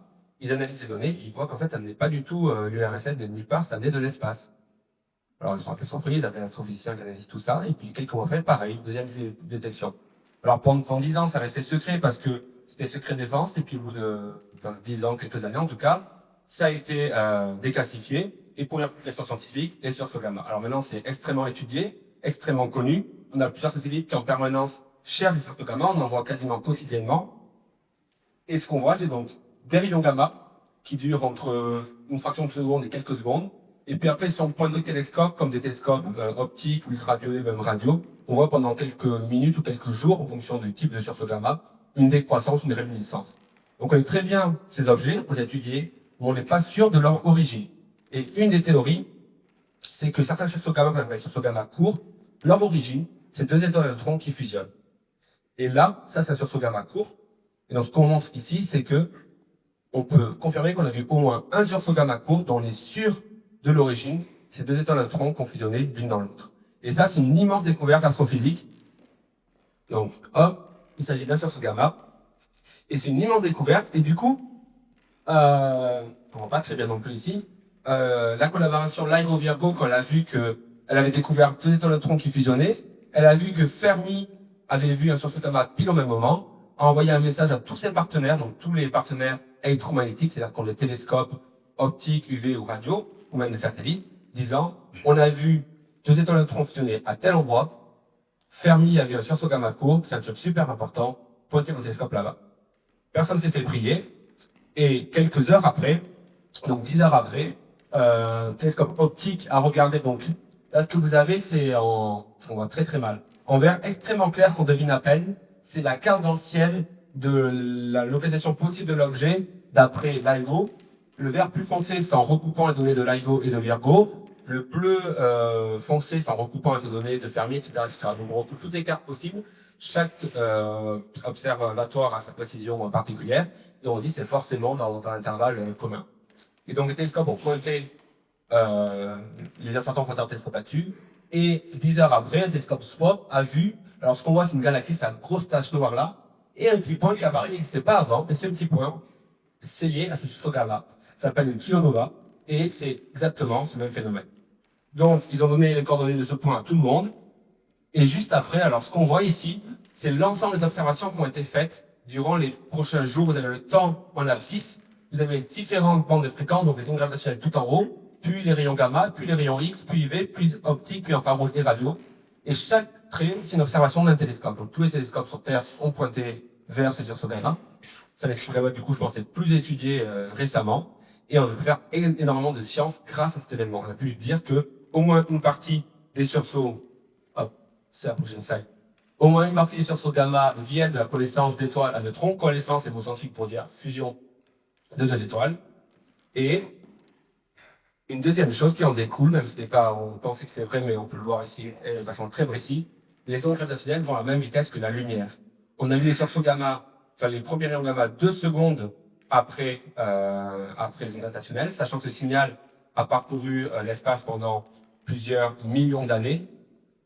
Ces 2 secondes sont sûrement liées au fait que les étoiles ont fusionné, et le temps que la lumière a été émise, c'est passé 2 secondes sur place. Les processus astrophysiques ont pris 2 secondes. Par contre, ce qu'on est sûr, c'est que pendant ces 2 millions d'années, enfin ces centaines de millions d'années que la lumière et les ondes ont mis pour aller de l'événement à nous, il y a eu au plus 2 secondes d'écart. Donc on peut dire qu'on peut mettre des contraintes très fortes entre la différence de la vitesse des ondes gravitationnelles et la vitesse de la lumière, et ces contraintes sont donc très petites. Alors j'arrive vers la fin. J'ai encore quelques transparents. La première, je l'aime beaucoup, c'est celle-ci. Il n'y a rien en abscisse. Ce qui est important, c'est leur donner, c'est des masses. Donc il y a 1, 2, 5, 10, 20, 40, 80. Et c'est du terme en masse solaire. Ça veut dire que quand on a un point à ce niveau-là, c'est un point qui a tant de masse solaire. En violet, c'est les candidats de trous noirs. C'est les binaires à rayon X dont je parlais, les trous noirs présents dans la galaxie. Et c'est leur masse. On pense que c'est ça. Alors on voit peut-être des petits traits comme ça, c'est les barres d'Eval. Des fois elles sont petites, des fois elles sont immenses parce qu'on ne sait pas très bien quelle est la masse, donc des immenses barres d'Eval. Et en bleu, c'est les détections qu'on a vues d'ondes gravitationnelles. Donc à chaque fois, il y a 2 points bleus sur les 2 trous noirs initiaux qui fusionnent et qui font un trou noir un peu plus gros. Ici, en jaune, ce sont les étoiles à neutrons qu'on connaît, grâce notamment au pulsar lunaire, mais pas uniquement. Et cet événement, c'est les 2 étoiles à neutrons qu'on a vu fusionner pour faire un truc plus lourd. Alors l'objet final qui résulte de la fusion des 2 étoiles à neutrons, on ne le connaît pas très bien. On pense que c'est peut-être une étoile à neutrons, peut-être que c'est un trou noir. Aujourd'hui, il n'y a pas de consensus scientifique sur quel est cet objet-là. Il y a plusieurs possibilités. Mais ce qui est important, c'est de montrer avec ça qu'on a ouvert une nouvelle fenêtre sur l'univers et qu'on va pouvoir découvrir de plus en plus d'objets, faire de la cartographie, faire de la science à veille, faire des statistiques. On voit là que les trous noirs détectés sont plus lourds en moyenne que ce qu'on connaissait. Est-ce que c'est normal, pas normal, etc. Il y a plein de questions d'astrophysique qui s'ouvrent grâce à cette détection. Alors j'ai 2-3 transparents pour finir sur la suite des ondes gravitationnelles qui est extrêmement prometteuse. La première, c'est sur une prochaine mission qui aura lieu dans l'espace. Donc on prend l'interféromètre qu'il y avait sur Terre, avec 4 km de longueur de chaque côté, et on le met dans l'espace. Donc le satellite qu'au milieu, ce sera un satellite où j'aurai le premier faisceau, grosso modo, et la lame séparatrice, et le satellite autour, c'est le satellite qui ont les miroirs qui renvoient la lumière. Alors ça c'est schématiquement, en vrai c'est plus complexe que ça, mais c'est l'idée, on fait un immense interféromètre dans l'espace, avec des bras qui font 5 millions de kilomètres. Alors dans la version actuelle de cette mission qui sera lancée dans 10 à 15 ans, si tout se passe bien, il y a 3, c'est un peu plus compliqué, il y a 3 bras, 3 faisceaux laser, mais l'idée est là, on aurait 3 satellites qui suivraient la Terre, comme ça, et qui feraient un immense interféromètre qui serait dans l'espace. Alors ça, c'est intéressant parce qu'on verrait beaucoup plus d'objets, notamment des fusions de trous noirs supermassifs. Donc au centre de chaque galaxie, il y a un trou noir supermassif, on pense, et ces galaxies, quand on les étudie au travers de l'histoire de l'univers, c'est des objets très dynamiques, qui fusionnent entre elles, qui se rencontrent, qui font des trucs très bizarres. Des fusions de galaxies, on a pu en observer, on en voit plein, alors on ne le voit pas dynamiquement, mais on voit différents stades au fur et à mesure qu'on regarde plus ou moins loin de la Terre. Donc on sait que les galaxies fusionnent, et quand elles fusionnent, on s'attend à ce que les trous noirs centraux fusionnent et émettent des ondes gravitationnelles. Et c'est un sujet très prometteur, notamment en termes de cosmologie. Je comprends que, ouais, on parlait un mot, on touchera un mot juste après. Et une dernière expérience, il y a plein d'expériences qui sont sur papier, on ne sait pas si elles sont faites, mais celle-là, l'européenne, dont je voulais en parler. Le télescope Einstein, le Einstein Telescope en anglais, ce serait un peu la même chose que l'AIMO Virgo, sauf que ce serait sous terre, il y aurait 3 bras, et les bras seraient 30 km de long, et il y aurait plus de technologie, ce serait cryogénisé, donc tout serait un froid immense, avec du vide encore plus vide, etc., etc. Et on aurait une sensibilité beaucoup plus grande. Et ce qui est important, c'est que si on augmente par 10 la sensibilité des expériences, on augmente par 1000 le volume observé, en fait. Parce que ça évolue au cube. Et si on augmente par 1000 le volume observé, on verra 1000 fois plus d'événements. Là, en 2 ans, on a vu 6 événements. Ce qui veut dire que dans 10 ans, on tendra à avoir une sensibilité 10 fois meilleure, et voir dans 2 ans 6000 événements. On pourra avoir des événements sûrement tous les jours. Donc, il faut garder en tête que si dans 10 ans, vous voyez un exposé sur les ondes gravitationnelles, les gens ne vous présenteront pas un à un des détections, mais vous diront, en 6 mois, on en a vu 500, et je vous parlais de ces 500 en général, en faisant des stats, etc. Donc il y a plein de sciences qui va découler du futur des ondes gravitationnelles, parce qu'on verra juste plein d'événements, et on pourra faire de la science très précise avec. Alors, toute dernière, sur le fait que j'ai parlé juste des fusions de trous noirs, et notamment juste des trous noirs qui avaient la même masse, mais il y a plein d'autres sources possibles. Notamment, il y a ce qu'on appelle les supernovas, qui sont des étoiles en fin de vie qui explosent. Cette explosion est asymétrique, on peut s'attendre à avoir des ondes gravitationnelles aussi, à détecter ça. Pour l'instant, ça n'a pas été vu, mais pourquoi pas dans les prochaines années. Sachant qu'il y a aussi sûrement plein de sources qu'on n'a pas encore imaginées. À chaque fois qu'on a ouvert une nouvelle fenêtre sur l'univers, qu'on a pu avoir la de Galilée pour voir l'univers, qu'on a pu avoir les premiers satellites, qu'on a pu avoir le premier télescope radio, on a vu des objets dont on ignorait l'existence, et là c'est sûrement le cas. En mettant une nouvelle fenêtre, une nouvelle perspective sur l'univers, on verra sûrement des objets, des phénomènes dont on ignore l'existence. Et voici ma transparente de conclusion. Je crois que j'ai tout couvert, du coup, ça a été détecté en 2015, 100 ans pile après les premiers articles d'Albert Einstein sur la relativité générale. En 2 ans, on a déjà eu 2 détections et déjà plein d'astrophysique et de physique qu'on a pu faire avec. Les équations en générale tiennent donc pour l'instant, je n'avais pas trop parlé, mais c'est aussi un moyen de tester ces équations, voir s'il n'y a pas de déviation. Pour l'instant, tout marche. Et comme je l'ai dit juste avant, c'est une nouvelle fenêtre, et donc sûrement que dans la suite, il y aura plein de nouvelles expériences et de détections dont on n'est même pas imaginé juste avant. Voilà, je vous remercie.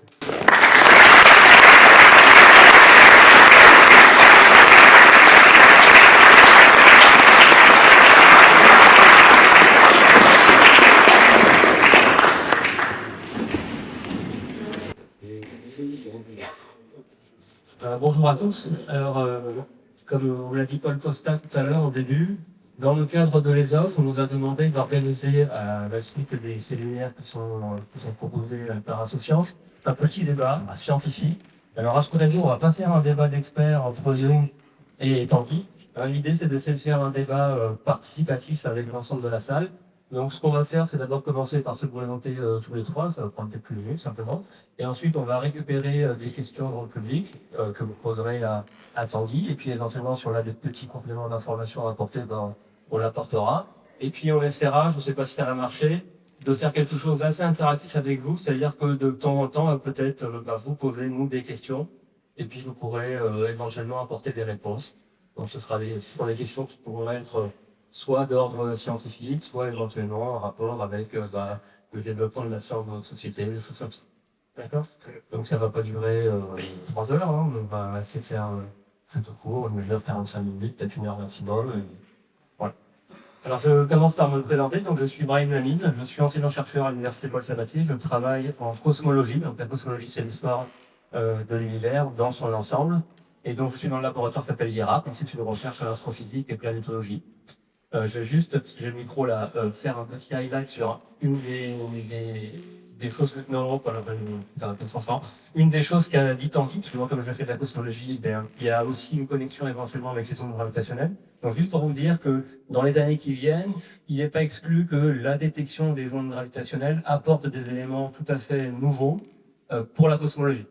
Et je vais vous donner juste 3 petits exemples. Le premier, c'est que la détection des ondes gravitationnelles pourront permettre très probablement, c'est ce que pensent la plupart des scientifiques, de mesurer ce qu'on appelle le taux d'expansion de l'univers actuel. Pour ceux qui sont un peu plus spécialistes, c'est ce qu'on appelle le paramètre de Hubble, H0, c'est-à-dire à quelle vitesse actuellement l'univers est en expansion. On sait qu'il est en expansion, on sait même qu'il est en expansion accélérée.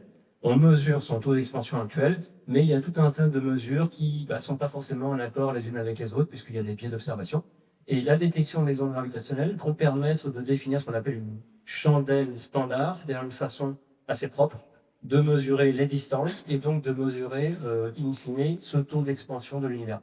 Donc peut-être que les ondes gravitationnelles seront, dans 10 ans, dans 20 ans, l'élément qui va permettre de mesurer le plus précisément possible, en tout cas de façon la plus fiable possible, le taux d'expansion de l'univers. Voilà, ça c'est le premier point. Le deuxième point que je voulais mentionner, c'était que la plus vieille image qu'on ait de l'univers, c'est une image qui nous provient de photons. Elle a été créée à l'âge de... Enfin, quand l'univers avait 300 000 ans, donc c'est une image qui est relativement vieille.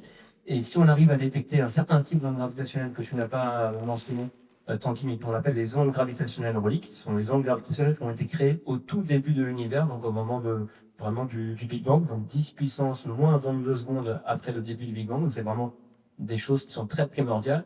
Eh bien, si on arrivait à détecter ces ondes gravitationnelles, et le projet dont il a parlé, qui s'appelle LISA, qui est dans l'espace, va permettre peut-être de détecter ces ondes. Et si on les détecte, eh bien, ça nous donnera des informations sur vraiment le tout début de l'univers, parce qu'actuellement, on n'a absolument aucune information sur ce qui s'est passé entre 0 et 300 000 ans. Voilà. Donc là, on pourra vraiment accéder à le tout début de l'univers. Donc ça, c'est une fenêtre très intéressante pour la cosmologie, liée aux ondes gravitationnelles. Et puis le dernier point que je voulais éventuellement mentionner, c'était là, Tanguy vous l'a dit, on a détecté donc des trous noirs qui fusionnent, principalement. Il y a des étoiles à neutrons, enfin un système d'étoiles à neutrons, mais principalement des trous noirs qui fusionnent. On ne s'attendait pas forcément à ce qu'il y ait autant de trous noirs dans l'univers qui fusionnent. Et donc ça, du coup, ça a réactivé un certain nombre de mécanismes en disant, bah, finalement, il y a peut-être beaucoup plus de trous noirs que ce qu'on pense dans l'univers, et bah, pourquoi pas, est-ce que ces trous noirs ne pourraient pas nous expliquer la matière noire? Alors, si c'était les trous noirs qui ont été créés récemment, on sait que ça peut pas marcher, puisqu'il y a une limite qu'on appelle la limite BPM, la nucléosynthèse primordiale, qui nous dit que bah, la matière noire ne peut pas être de la matière noire baryonique, c'est-à-dire que ça peut pas être des protons, des électrons comme on les connaît. Mais par contre, il y avait des idées déjà de plusieurs dizaines d'années en arrière qui disaient bah, si on a créé des trous noirs avant cette nucléosynthèse primordiale, donc ce qu'on appelle les trous noirs primordiaux, alors ils vont continuer à exister aujourd'hui et ils pourraient éventuellement expliquer la matière noire. Donc peut-être que quand on aura un peu mieux compris le taux de fusion de trous noirs, combien il y a réellement de trous noirs dans notre univers, on va peut-être essayer de répondre à une de ces problématiques qui est la matière noire. Voilà. Je passe la parole aux deux autres experts qui sont également à l'IRAP qui vont se présenter. Et donc après, on prendra les questions du public. Voilà. Merci Brahim. Donc moi je suis Loïc Sikul, je suis doctorante en 2e année également à l'Institut de recherche en astrophysique et planétologie. Et mon sujet de thèse porte en fait plutôt sur la formation des systèmes planétaires et des étoiles de type système solaire. Donc comme ça, des échelles qui n'ont pas grand-chose à voir avec celles des ondes gravitationnelles. Bon, les trous noirs étant des étoiles en fin de vie, donc qui après avoir explosé se sont compactées pour former ces trous noirs. Les ondes gravitationnelles peuvent donner des informations sur les trous noirs, et donc c'est toujours plus d'informations sur le cycle de vie des étoiles. Donc c'est plutôt à l'opposé de ce que je regarde par rapport à la vie d'une étoile. Donc moi je dis plutôt le début de leur vie, et les trous noirs, donc c'est plutôt la fin. Mais c'est assez vraiment. Donc, je fais également partie d'une association qui s'appelle Universel, qui est une association de vulgarisation. Donc, la principale activité de cette association est d'organiser le festival Astrogène qui se passe pendant l'été à Florence, en parallèle du festival de Florence. Donc, plutôt orienté vers les enfants âgés de 4 à 16 ans. Nous organisons également des interventions dans des collèges, dans des lycées, dans la région. Donc,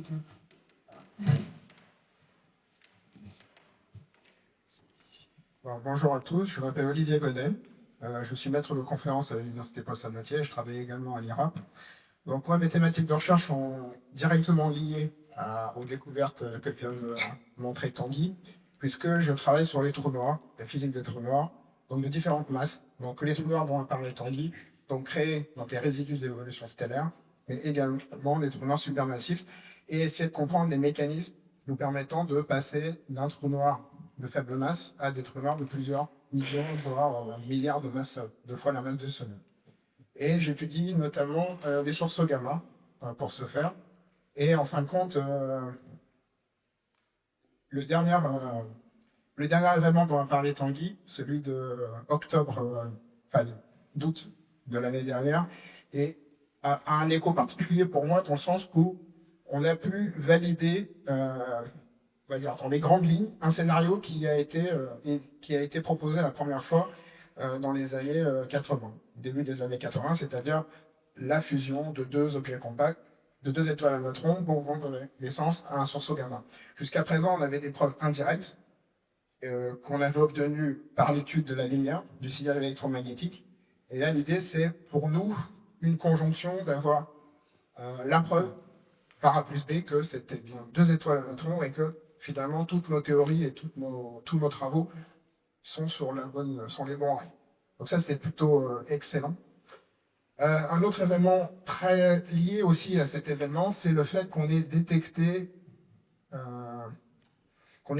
genre 10 heures après le sursaut gamma lui-même, une kilonovée, donc c'est-à-dire en fin de compte une émission plus brillante dans le visible et qui est associée finalement à la nucléosynthèse explosive liée aux éjectats des deux étoiles à neutrons qui ont été enrichis par les neutrons provenant des deux étoiles initiales. Et l'idée, c'est que finalement, cette nucléosynthèse explosive a permis de créer des éléments lourds, plus lourds que le fer. Et donc, a pu créer des éléments comme l'or, le platine. Et donc, si vous avez de l'or et du platine sur vous, d'une certaine manière, ils ont été produits à un moment donné dans l'univers par la fusion de deux étoiles à neutrons. Donc tout ça, en fin de compte, d'une certaine manière, permet de reboucler la boucle et de comprendre, en fin de compte, de comprendre par quel mécanisme certains des constituants qui nous entourent ou qui nous composent ont été créés. Donc pour moi, c'est un peu un drame. Il y a ça.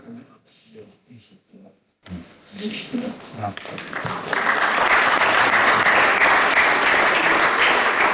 Alors, je vous propose je vais me déplacer, puis si vous avez des questions, je vous apporte le micro. Ma question est celle de Léocien, évidemment, et qui est, disons, qui peut être légèrement sur le bord du sujet, dans ce sens que j'ai lu une information selon laquelle des ondes gravitationnelles naîtraient à l'initiation, disons, de certaines phénomènes de terre, et que leur propagation étant justement extrêmement rapide, puisque vous l'avez indiqué, c'est à la vitesse de la lumière, alors que les tremblements de terre, eux, ont une propagation beaucoup plus lente, le fait que ces événements gravitationnels mesurables permettraient d'avertir les populations de l'imminence de, je ne sais pas, un tremblement de terre, un tsunami. Je ne sais pas s'il faut en passer. J'ai vu ça dans un des lieux de la lecture. Alors, pour répondre, je vais montrer ce graphe que j'ai montré, c'est la courbe de sensibilité du détecteur. Et en fait, à très basse fréquence, donc à 20 Hz, même en dessous, ce qui limite la sensibilité, ce qui permet de ne pas, enfin, ce qui nous empêche de voir les ondes gravitationnelles, ça s'appelle le bruit newtonien. Les bruits newtoniens, c'est effectivement des plaques sismiques qui se déplacent à l'autre bout de la Terre. Ça va changer le potentiel gravitationnel terrestre. Donc, c'est pas des ondes, pour en parler gravitationnelles, mais c'est juste le potentiel terrestre qui change. Et ça, le détecteur peut le voir directement. Et c'est une délimitation pour voir les ondes gravitationnelles. Alors, j'ai plusieurs fois entendu, mais sans jamais voir directement de travaux scientifiques directement concrets, s'en servir pour faire des sismographes très précis. Je ne sais pas du tout si c'est le cas ou pas. Ce qui est sûr, c'est que les détecteurs sont extrêmement précis. Autour d'eux, ils ont une batterie de détecteurs électromagnétiques, sismiques, etc. pour pouvoir être sûr que ce qu'ils voient, c'est pas juste un tremblement de terre local ou un avion qui passe ou un éclair pas trop loin. Et du coup, l'ensemble de l'interféromètre plus des capteurs à côté est quasiment unique en son genre et permet sûrement de détecter d'autres choses qu'on n'a pas encore pensé prosaïquement sur Terre. Après, je ne sais pas s'il y a une application vraiment faisable et pragmatique derrière ou pas. Je vais juste ajouter que, effectivement, comme a dit Tanguy, ce n'est pas une onde gravitationnelle qui est créée lors d'un tremblement de terre et qui serait détectée dans le détecteur, c'est pas une onde gravitationnelle. Mais par contre, effectivement, il y a des projets actuellement où il y a des géophysiciens qui sont impliqués. Donc, c'est pas dans l'Einstein Telescope, mais dans d'autres projets, il y en a un qui s'appelle MIMICA, qui consiste à construire un détecteur d'ondes gravitationnelles avec des atomes, donc avec la lumière. Et là, il y a toute une équipe de géophysiciens qui est intéressée, puisqu'effectivement, on va pouvoir mesurer le potentiel gravitationnel newtonien, c'est-à-dire la distribution des masses autour du détecteur et même à grande distance du détecteur. Donc, effectivement, ça intéresse les géophysiciens. Oui. Ma question s'adresse à monsieur. Vous avez évoqué rapidement le sursaut gamma que l'on a détecté au mois d'août dernier. Mais comment peut-on expliquer, vous avez été très rapide là-dessus, le décalage entre la l'onde gravitationnelle, enfin les ondes, et le sursaut gamma? Ce que vous avez dit, il y a 2 secondes de différence. Voilà, alors votre question, c'est la différence entre effectivement la fusion qui s'est apparue ici à 0 secondes et les photons qu'on reçoit à 2 secondes. Ouais. Je pense que Olivier serait beaucoup plus expert que moi sur cette question-là. Donc, en fait, j'étais à son lui répondre. Je pense que tu en as beaucoup plus avec le mieux là-dessus. Alors, pour faire une réponse courte, on n'en sait rien. D'accord. Donc ça, c'est la réponse courte. D'accord. Donc après, ce qu'ont fait les chercheurs qui ont fait cette découverte, c'est de faire plusieurs hypothèses. Donc la première hypothèse, c'est de dire que l'essentiel de ces 2 secondes est dû à une différence de propagation, la vitesse des ondes gravitationnelles et de la lumière est différente, et de calculer en fin de compte quelles contraintes ça pouvait nous donner en fin de compte. Et finalement, ça nous donne une contrainte, enfin ça nous dit grosso modo que les 2 ondes se propagent quasiment à la même vitesse. Donc ça nous donne une contrainte qui nous permet de nous dire que finalement, ce que Einstein avait prédit, c'est-à-dire que les ondes gravitationnelles voyagent à la vitesse de la lumière, est probablement vrai. On n'a pas une certitude encore, mais on a une très bonne contrainte. Ensuite, il y a des gens, enfin il y a des physiciens qui ont considéré le fait que, évidemment, quand on crée une onde gravitationnelle, donc qui est due au mouvement des deux étoiles à neutrons qui orbitent l'une autour de l'autre, donc ça c'est ce qu'on détecte initialement, et ensuite on va détecter à un moment donné, en haut du chirp, on va détecter la fusion, et donc la formation du nouvel objet. Après ça, pour former un sursaut gamma, l'idée c'est qu'il y a une partie de la masse des 2 étoiles à neutrons, l'essentiel de la masse va se retrouver dans le nouvel astre formé, donc soit une étoile à neutrons, soit un trou noir, et le reliquat de masse éjectée, finalement, va retomber sur le nouvel objet. Donc on dit que la matière va être accrétée, et ça va former un jet de lumière, donc le sursaut gamma, et ça peut prendre un certain temps. On peut comprendre par notre compréhension des phénomènes d'accrétion, etc., que cela peut apporter un certain délai. Donc à partir de ces 2 secondes, ça nous permet par rapport à la théorie de l'accrétion, de comprendre en fin de compte si c'est compatible ou pas. Et donc ça nous permet de porter des contraintes sur les mécanismes. Une autre manière aussi de le voir, c'est de dire que évidemment, le milieu aussi, c'est qu'au début, il était opaque à la lumière. Tout simplement parce que vous avez beaucoup de masse, finalement, par rapport à la masse terrestre qui est éjectée, et que la lumière, le jet, a besoin de se faufiler dans cette matière qui est dense, initialement, pour pouvoir être vue. Et donc ça peut prendre aussi quelques mois. Mais pour l'instant, on n'a pas encore cerné le mécanisme. Alors, il y a probablement plusieurs mécanismes à l'œuvre qui sont plutôt d'origine astrophysique que liés à une différence de vitesse de propagation entre les 2 ondes. Et donc, on a besoin de plus d'événements pour pouvoir voir comment le délai évolue, ou s'il y a pas, ou si le délai n'a été vu que dans celui-ci, et que dans les autres, on en a. Donc, il faudra attendre. Je vais peut-être juste ajouter un petit truc aussi là, c'est qu'il faut savoir que avant cette détection conjointe de l'onde gravitationnelle et de l'onde électromagnétique, les théoriciens depuis 30 ans ont développé tout un tas de théories alternatives à la relativité générale pour essayer de challenger Einstein. Et avec cette détection-là, il y a à peu près la moitié de tout ce qu'ont produit les théoriciens ces 30 dernières années qui sont tombés à l'eau, puisque dans la plupart des modèles qui ont été inventés, les théoriciens étaient très productifs, eh bien, il y avait comme prédiction que l'onde gravitationnelle n'allait pas se déplacer exactement à la même vitesse que celle de la lumière. Donc ça fait un sacré nettoyage dans l'ensemble des théories qui avaient été inventées ces 30 dernières années. Je retiens une dernière chose, c'est aussi en relativité générale, vous savez que la lumière, la lumière visible, elle va être polarisée selon des astres. Quand on prend des lumières polarisantes, c'est pour filtrer cette polarisation. Il y a deux polarisations possibles. Et les ondes gravitationnelles, c'est pareil. Donc, polarisation, il y en a deux possibles au sein de la relativité générale. Et dans les théories alternatives, il y en a beaucoup qui proposent qu'il y ait plus que deux polarisations. Alors, pour l'instant, avec seulement deux détecteurs fonctionnels, on ne peut pas mesurer s'il y en a deux ou plus. Le troisième était mis en marche, mais pour l'instant, on n'a pas d'assez belle détection pour voir ça.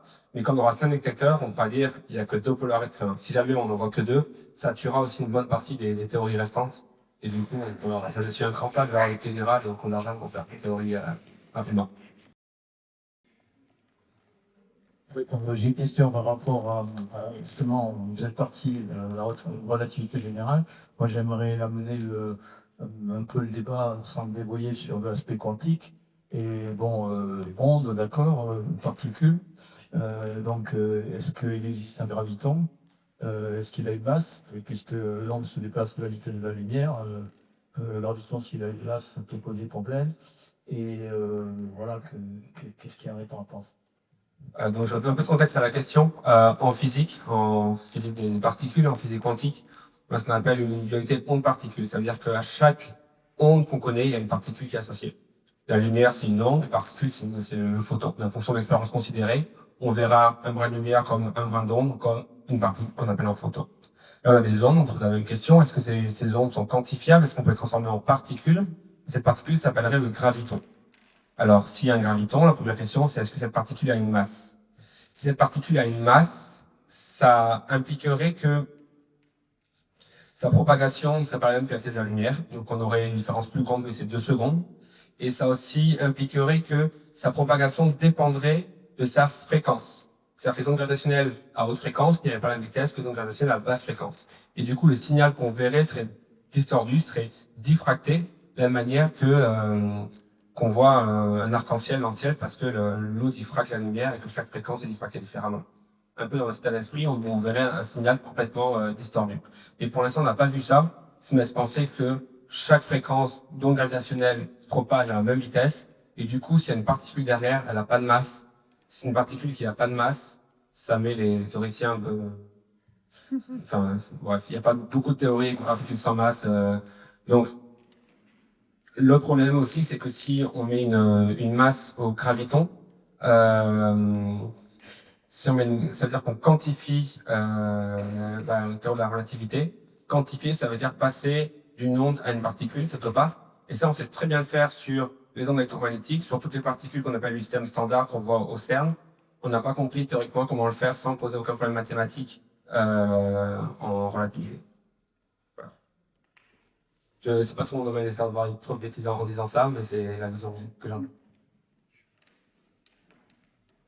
Oui, moi j'ai une question sur un phénomène que l'on a pu voir dans un de vos films et de votre présentation. Alors c'est peut-être une question de béotien. Quand on a un trou noir, vous avez dit on a un disque d'accrétion.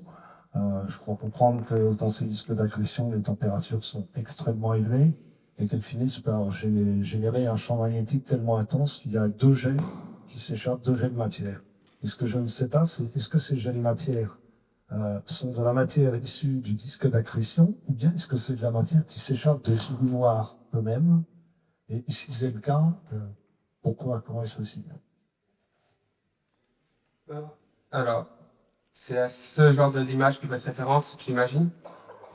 Donc là, on a un trou noir central, de la matière qui est en fait aspirée du trou noir, enfin le trou noir aspire de la matière à l'étoile.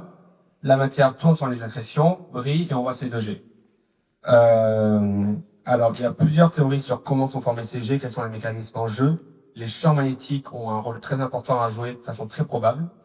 Dans tous les cas, la matière qui est mise dans le G, ne vient pas du trou noir, mais vient du désaccrétion. La matière qui est dans le trou, c'est la façon dont on comprend la théorie, la matière qui est dans le trou noir, il n'y a aucun moyen de sortir du trou noir quand il arrive. Donc c'est très paradoxal de dire que souvent un trou noir c'est un objet plus brillant, c'est plutôt le désaccrétion, l'objet qui est extrêmement brillant. Peut-être sur la formation du G, l'un de vous aurait quelque chose à rajouter. Pour moi, la compréhension qu'on a aujourd'hui du G est relativement assez faible. Plusieurs scénarios se battent en compétition, mais aucun n'a pris vraiment le dessus sur comment ce G est formé. Mais ça fait de manière très courante, on le voit dans on voit ce G qui est formé pour les accrétions, on le voit pour les sursauts gamma, on les voit pour les noyaux oxydes de galaxies. Donc des G formés avec les accrétions sont 2 phénomènes qui vont souvent ensemble.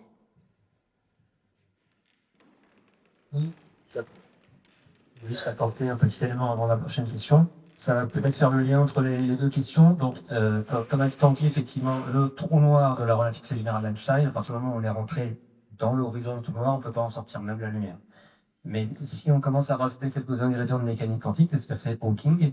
Il a montré qu'en fait, un trou noir, j'oublie qu'il y a éventuellement un disque d'accrétion autour, je prends juste un trou noir tout seul, le vide autour, eh bien, un trou noir va rayonner. Ça c'est un effet qui est quantique, donc ça n'a rien à voir avec la relativité générale, c'est un mariage à minima entre la relativité générale et quelques éléments de mécanique quantique. Et l'interprétation qualitative qu'a proposée Hawking, c'était de dire que dans le vide de la mécanique quantique, le vide n'est pas réellement complètement vide, il y a un bouillonnant de particules et d'antiparticules qui se créent et qui se réannihilent extrêmement rapidement. Et dans la vision d'Hawking, il dit pas si au bord vraiment de l'horizon d'un trou noir, j'ai une particule et une antiparticule qui se créent, et ben, il se peut que, par exemple, l'antiparticule rentre dans le trou noir, et donc ça veut dire que la particule, elle va être éjectée à l'extérieur du trou noir. Vu de l'extérieur, c'est comme si le trou noir avait rayonné une particule. Donc en fait, un trou noir, on peut montrer, bien que ça n'a pas été vérifié expérimentalement, qu'il possède une certaine température, et de ce fait, il va rayonner. Ça n'a rien à voir avec ces jets. Le rayonnement du trou noir est beaucoup plus faible en amplitude que l'énergie qui est éjectée dans ces jets. Les jets ne viennent pas de l'horizon du trou noir. Et si on s'intéresse réellement à l'horizon du trou noir, il y a très probablement, si on prend Hawking et la mécanique quantique, un petit rayonnement. Et ce rayonnement est d'autant plus important que le trou noir est petit. Un petit trou noir va rayonner fortement et disparaître très vite.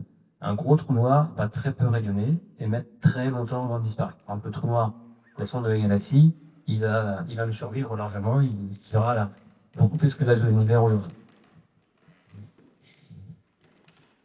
Bon, juste une petite question basique pour revenir sur Terre. Vous parlez d'énergie en air. Non, je ne comprends pas pourquoi on ne parle pas de Joule. Déjà, ce serait, s'ils éviteraient des exposants gigantesques, enfin, on a fait des chiffres monstrueux, je ne vois pas l'intérêt. Alors, moi non plus, je vois pas l'intérêt. Moi, en plus, je suis dans un domaine très théorique où on manipule vraiment les applications numériques. Mais il se trouve que souvent les conventions, l'astrophysique, des fois sont fondées, des fois c'est plus des habitudes qu'on été gardées. Le R, c'est l'unité standard d'énergie dans le système qu'on appelle CGS, système américain. On prend le centimètre pour la longueur, le gramme pour le poids et la seconde. Et du coup, le joule serait le système international où on prend plutôt le mètre, etc. Mais effectivement, ça rajoute des exposants. Et par habitude, les astrophysiciens ont dans leur tête des ordres de grandeur en R. Et donc, je pense que Olivier, il sait en R combien fait un sursaut gamma, etc. C'est les ordres de grandeur qu'il a, et c'est genre. Et la communauté n'a pas forcément le même ordre de grandeur automatiquement en joue par habitude. Peut-être qu'il y a une raison plus profonde, mais je ne la connais pas. En fait, c'est une raison purement historique, comme tu l'as dit. Et l'idée, c'est qu'en astrophysique, en général, on fonctionne beaucoup par... les communautés, en fin de compte, ne sont pas fédérées, en fin de compte. C'est-à-dire que les gens ont été observer le ciel, ont différentes longueurs d'onde, et ont adopté des pratiques différentes. Et par coutume, d'une certaine manière, on garde ces ces notations qui peuvent paraître ésotériques pour les gens qui sont en dehors, mais qui, une fois qu'on est dedans, finalement, ne changent pas grand-chose. Donc là, sachant que la différence entre erg et joule, il y a un exposant 10 puissance 7. Donc ça veut dire que pour les quantités d'énergie mises en jeu ici, ça change absolument rien. Ça reste des choses colossales. Donc on passe à 10 puissance 40 ou 10 puissance 47, finalement, ça fait beaucoup de zéros après le 1. On peut imaginer quand même que les astrophysiciens, eh bien, fassent, au fond, comme tous les autres physiciens du monde, utilisent le système ainsi. Parce que, comme vous l'avez dit, après tout, ça vous prend une bonne forme. Oui, je voulais simplement dire que le système CGS, ce n'est pas un nouveau système, c'est un nouveau système, comme ça a été dit, c'est un ancien système que, lorsque j'étais étudiant, eh bien, on employait. On a décidé de renoncer à ce système-là. Et ce que je voulais ajouter, tout simplement, c'est qu'il faudrait inciter les astrophysiciens, ne serait-ce que pour communiquer convenablement avec la population, parce que c'est ce qu'on fait, utilisent le système ainsi. Et de façon, vous avez des notations complètement originales et historiques, comme ça a été dit. Il faudrait faire le nettoyage auquel on a fait allusion, comme les autres physiciens l'ont fait. Donc je vous invite à faire. Après, c'est comme quand un marin vous parle en nœud, ou il parle en toilette par heure, etc. C'est vraiment les habitudes de la communauté qui restent ancrées même quand elle communique. Et vous avez raison. J'aurais pu faire l'effort de mettre dans le SI pour la conférence. Oui, peut-être juste avant la prochaine question, excusez-moi, parce que j'aime bien mon exemple de grandeur. Pour essayer de vous faire participer, est-ce que vous avez retenu, ou est-ce qu'on pourrait essayer de faire le calcul ensemble, de la puissance en watts, puisque vous parlez dans les unités du système international, hein, la puissance en watts qui a été dégagée par le premier événement de coalescence de deux trous noirs, celui qui a été détecté il y a 2 ans.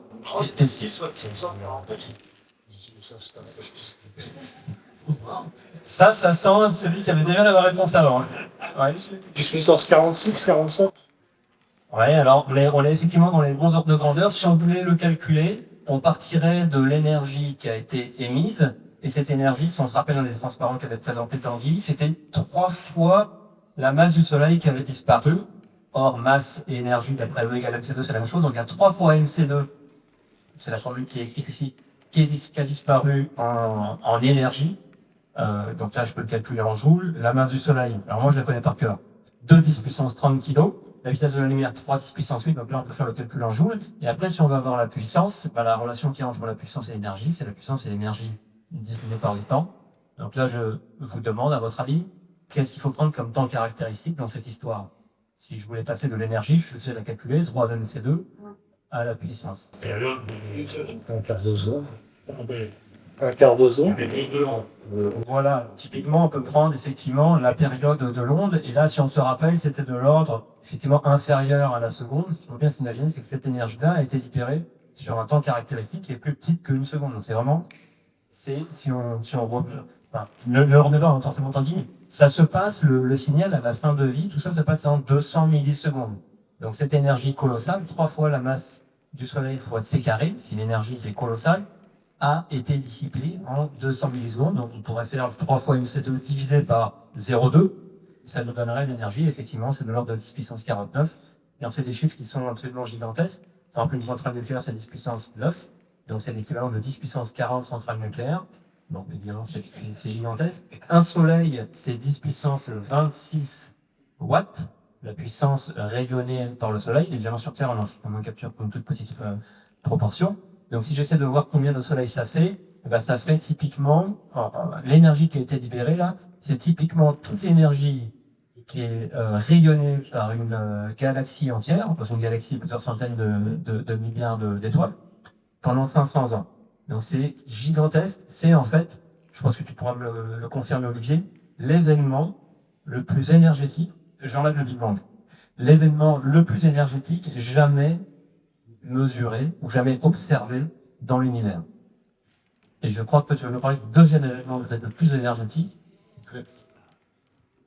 l'idée, ce que je voulais rajouter en fin de compte en termes de conversion, qui permettra d'éviter d'avoir des explosions à 10 puissance 40 ou compagnie, c'est de dire finalement que les trois masses solaires émises sous forme d'ondes gravitationnelles correspondent finalement en termes de luminosité à peu près, si on le convertit en lumière, ça correspondrait à peu près à la luminosité de 1000 milliards de galaxies comme la nôtre.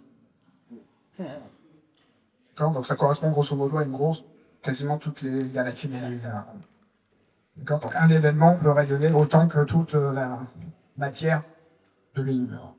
Pendant 100 millisecondes. Pas mal.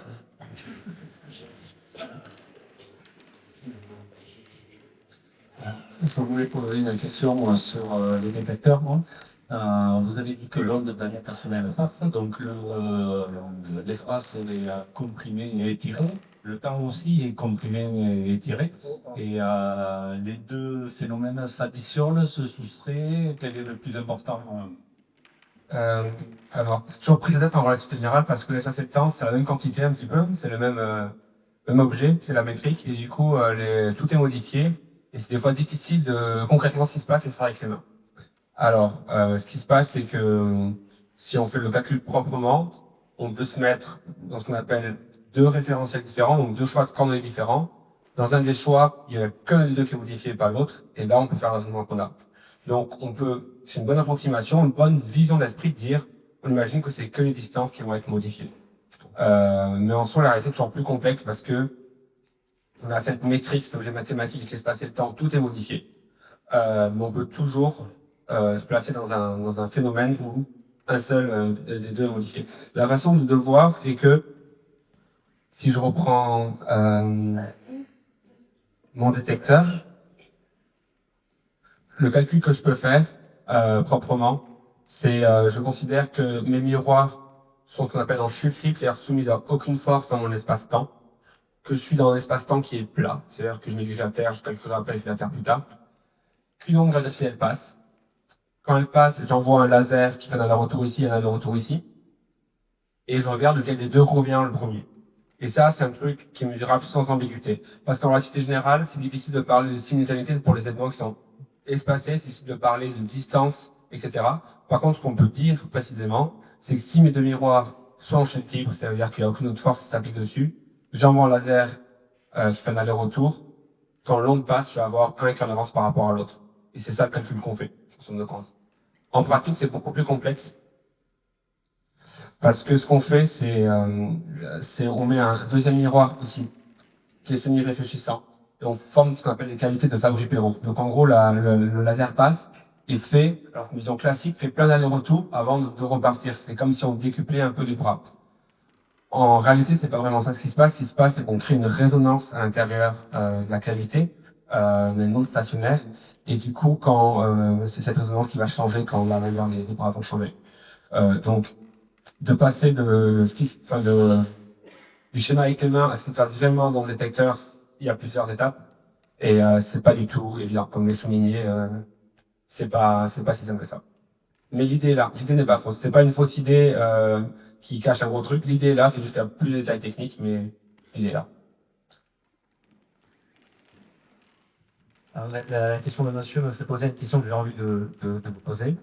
Et ce qu'avec Tanguy, donc Tanguy a dit que pour que les détecteurs d'ondes gravitationnelles fonctionnent, il faut qu'on essaie de mettre les miroirs en chute libre. Alors j'aimerais vous interroger sur ce concept de mettre les miroirs en chute libre. Vous imaginez bien que si on prend le miroir, il coûte très cher, et je le lâche, je le mets en chute libre, il va tomber sur le sol.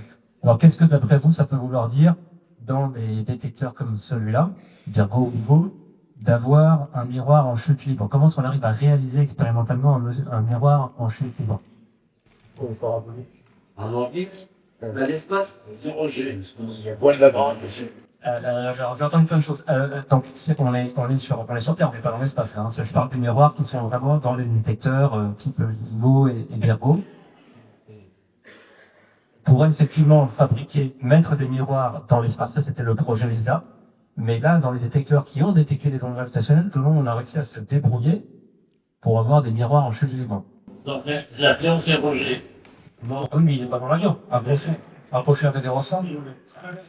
J'ai entendu quelque chose là, accroché avec des ressorts. J'entends la musique, c'est qui parle. Ah, là, accroché avec des ressorts. Alors pourquoi est-ce que ça le mettrait en chute libre? On compenserait la gravité à l'opposé. Alors, est-ce que c'est vraiment ça la chute libre?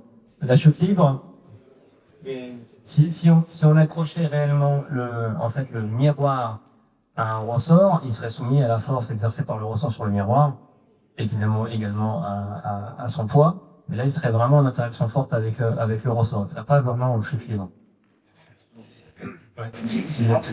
Avec une résistance lieu, ça m'enfile des l'air. Qu'est-ce que tu veux dire avec une résistance limite, un fil? Alors, il n'a pas montré de photos de à quoi ressemblait réellement l'objet qui tient le miroir.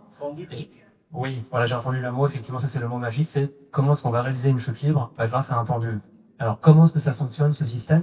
Donc, imaginez un pendule, donc c'est un fil, accroché à quelque chose qui est rigide, et puis au bout du pendule, vous allez mettre le miroir. Et bien, pour découpler le miroir, c'est-à-dire le rendre en chute libre, le découpler des mouvements par exemple sismiques, eh bien, si vous l'accrochez à un pendule, imaginez que le haut du pendule, là où il y a le point d'attache, vous le déplaciez un petit peu. Eh bien, vous pouvez, je ne sais pas si vous arrivez à l'imaginer, mais si vous déplacez un petit peu comme ça, et que vous avez un fil ici, en bas, là, ça ne va pas se déplacer de la même quantité que là-haut. Parce qu'en fait, c'est le fil qui va prendre le déplacement. Vous voyez? Vous avez, en quelque sorte, avec un pendule, on dit qu'un pendule, c'est un filtre passe-bas. C'est-à-dire que si vous déplacez le point d'attache à basse fréquence, très lentement, vous allez emporter le pendule. Donc, à basse fréquence, votre pendule, il n'est pas libre. Il est fixé et il mesure. Par contre, à haute fréquence, la fréquence par rapport à la fréquence qu'on appelle propre du pendule, eh bien, si vous bougez un petit peu ici, ça ne fait pas du tout bouger le miroir. Ça, c'est vachement astucieux. Un miroir, c'est astucieux. Dans Virgo, un pendule, c'est astucieux. Dans Virgo, il y a 7 pendules. Donc, à chaque fois que vous rajoutez un pendule, vous découplez d'autant plus le miroir qui est en bas des vibrations qui peuvent avoir lieu au niveau du point d'attache. Et c'est comme ça que vous rendez libre le miroir. Vous le rendez libre que dans une plage de fréquences déterminée. À basse fréquence, le miroir, il n'est pas libre. Sinon, il tomberait par terre. Il tourne avec la Terre qui tourne autour du Soleil, etc. Donc, à basse fréquence, il est lié très fortement, comme si c'était accroché à un ressort. Par contre, à haute fréquence, il est complètement déconnecté. Enfin, pas complètement, mais il est très très bien déconnecté de toutes les vibrations qui peuvent avoir lieu au niveau du point d'attache. Voilà, je vais juste rebondir à une question là-dessus. C'est que du coup, pour les détecteurs qui seront dans l'espace avec l'expérience LISA, ils sont vraiment en chute libre. C'est-à-dire qu'on a un satellite qui part avec ce qu'on appelle un mass test, qui est un miroir assez massif, qui va en l'air, donc au décollage est tenu. Une fois en l'air, ça va lâcher le miroir sera en chute libre dans l'espace, en apesanteur, et le satellite va en fait le suivre autour pour pas le toucher. Donc ça a un boulot assez difficile de juste arriver à suivre la mass test sans la toucher pour que la test soit en chute libre. Et l'an dernier, on a eu ça s'appelle LISA Pathfinder, un test de technologie de LISA. On a fait ça, on avait un seul satellite, deux mass tests à l'intérieur, qu'on a mis en chute libre, ça veut dire que c'était attaché au satellite pour les a lâchés. On a regardé en enlevant des lasers dessus, on arrivait à bien les mettre en chute libre et bien mesurer l'accélération relative. Et donc il y a beaucoup de défis technologiques sur LISA, juste sur le fait que ça sera de la chute libre pure et pas sur le système de pendule. J'avais une seconde question. J'ai lu une publication très récemment sur le satellite Gaia qui pourrait, comme il mesure très précisément la position des étoiles, voir des ondes gravitationnelles passer, si vous avez un peu plus d'informations. Des ondes Alors, Gaia est donc un satellite qui va mesurer un nombre incalculable d'étoiles dans notre galaxie, leur position, et qui va les mesurer plusieurs fois, donc ils pourront voir notamment leur vitesse. Il y a énormément de sciences possibles faisables avec Gaia. Alors par contre, vous me donnez une colle si vous me demandez quelles sont les retombées pour l'astrophysique gravitationnelle. Je ne suis pas sûr de voir à quoi vous faites référence à ce niveau-là. Alors, il y a un autre satellite qui s'appelle Euclide, qui lui va mesurer pas les étoiles de la galaxie, mais les galaxies dans l'univers, grosso modo, et qui va mesurer leur distribution. Et donc avec ça, on va pouvoir avoir plein d'informations sur la cosmologie, l'évolution de l'univers, et puis éventuellement de retomber sur les ondes primordiales. Mais Gaia, je ne vois pas comment on fait référence. Je ne sais pas si l'un de vous trois quelque chose en fait. Je ne peux pas vous aider vraiment. Une question peut-être pas bête, mais je n'ai pas vu dans votre exposé, où j'ai mal perçu, ce que devenaient les trous noirs au bout d'un certain temps. Bah, à la fin, le trou noir final, au moment de la fusion, il est encore un peu excité. Donc, c'est la fin du signal où on voit la courbe là qui descend, qui fait une sinusoïde décroissante. Et puis, il se stabilise et après, il reste sur place. Donc, on a un trou noir final qui est sur place. On appelle ça un trou noir de Kerr, parce que c'est un trou noir qui tourne sur lui-même, généralement.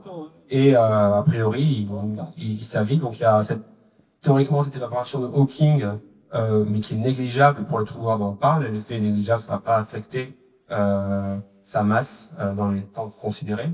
Et donc on a un trou noir qui reste là et qui, comme un astre quelconque, continue sa vie, donc il va se déplacer dans la galaxie comme une étoile quelconque, mais sans rayonner de lumière. Il évolue pas. A priori, c'est son stade final, il n'y a pas d'évolution, c'est un objet stable. C'est-à-dire que, modulo, encore une fois, la réaction de Hawking dont on parlait, c'est un objet stable qui va rester comme ça indéfiniment. Oui, juste une petite remarque. Vous faites une remarque sur la stabilité du miroir. Il y a 30 ans, on faisait de la sismologie avec ce qu'on appelait les pendules de Bloom, qui étaient des petits miroirs suspendus dans le vide et qui avaient des périodes de l'ordre de 30 minutes. C'est-à-dire qu'on approchait déjà des choses très intéressantes. Votre interféromètre de Michelson ferait, pour moi qui suis sismologue, ferait un sismographe merveilleux. Oui. Je sais que c'est une question qui s'est posée dans. Moi, je ne fais pas partie de la communauté LIGO ni Virgo. On est dans des groupes théoriques qui s'appliquent un petit peu autour. Mais je sais qu'au sein des groupes de travail de LIGO et Virgo, c'est une question qui s'est posée. Est-ce qu'il y a des applications autres qu'en astrophysique de ces détecteurs sur lesquels beaucoup de R&D a été effectué? Donc c'est sûrement une question qui s'est posée. Mais malheureusement, je ne peux pas vous répondre à cette question. Oui, bonjour. Merci pour cette présentation. J'aurais aimé que vous précisiez la différence entre la densité et la compacité. Oui, j'étais un peu fou dessus. Donc, il y a plusieurs choses différentes. D'abord, il y a la masse totale. On peut avoir des objets très massifs sans que ça soit forcément des trous noirs. Il y a la densité. Donc, la densité, c'est une masse par unité de volume. Donc, ça va être des kilogrammes par des mètres cubes, par exemple. Et la compacité, c'est une notion théorique qui est en fait la masse divisée par le rayon de l'objet, généralement.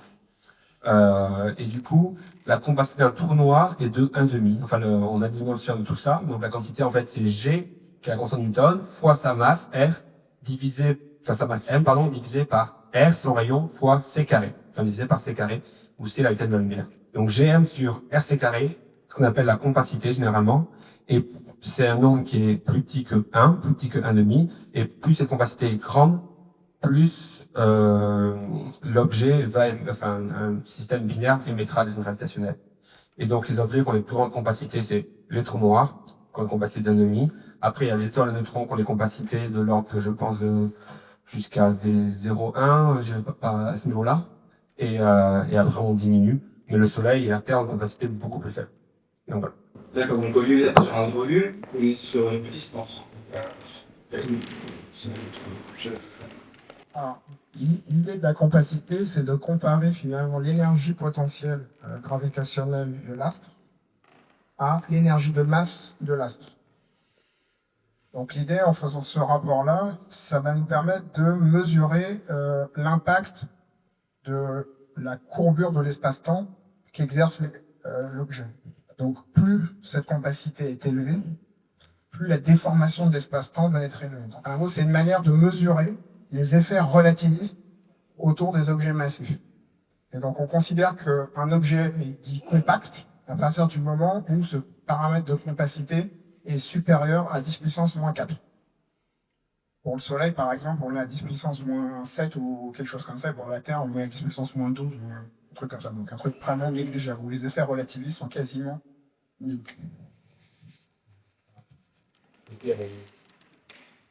Alors, la compacité de la Terre, c'est 10-9, les effets sont très petits, mais largement visibles. Par exemple, le GPS, vous devez peut-être le savoir, quand on se positionne, disons, à 3-4 mètres près grâce à un GPS, pour faire 3-4 mètres de précision, il faut tenir compte de ces effets qui sont proportionnels à la opacité de la Terre. GM sur RC2 de la Terre, c'est 10 fois 9. Donc c'est petit, mais très largement mesurable avec les horloges atomiques.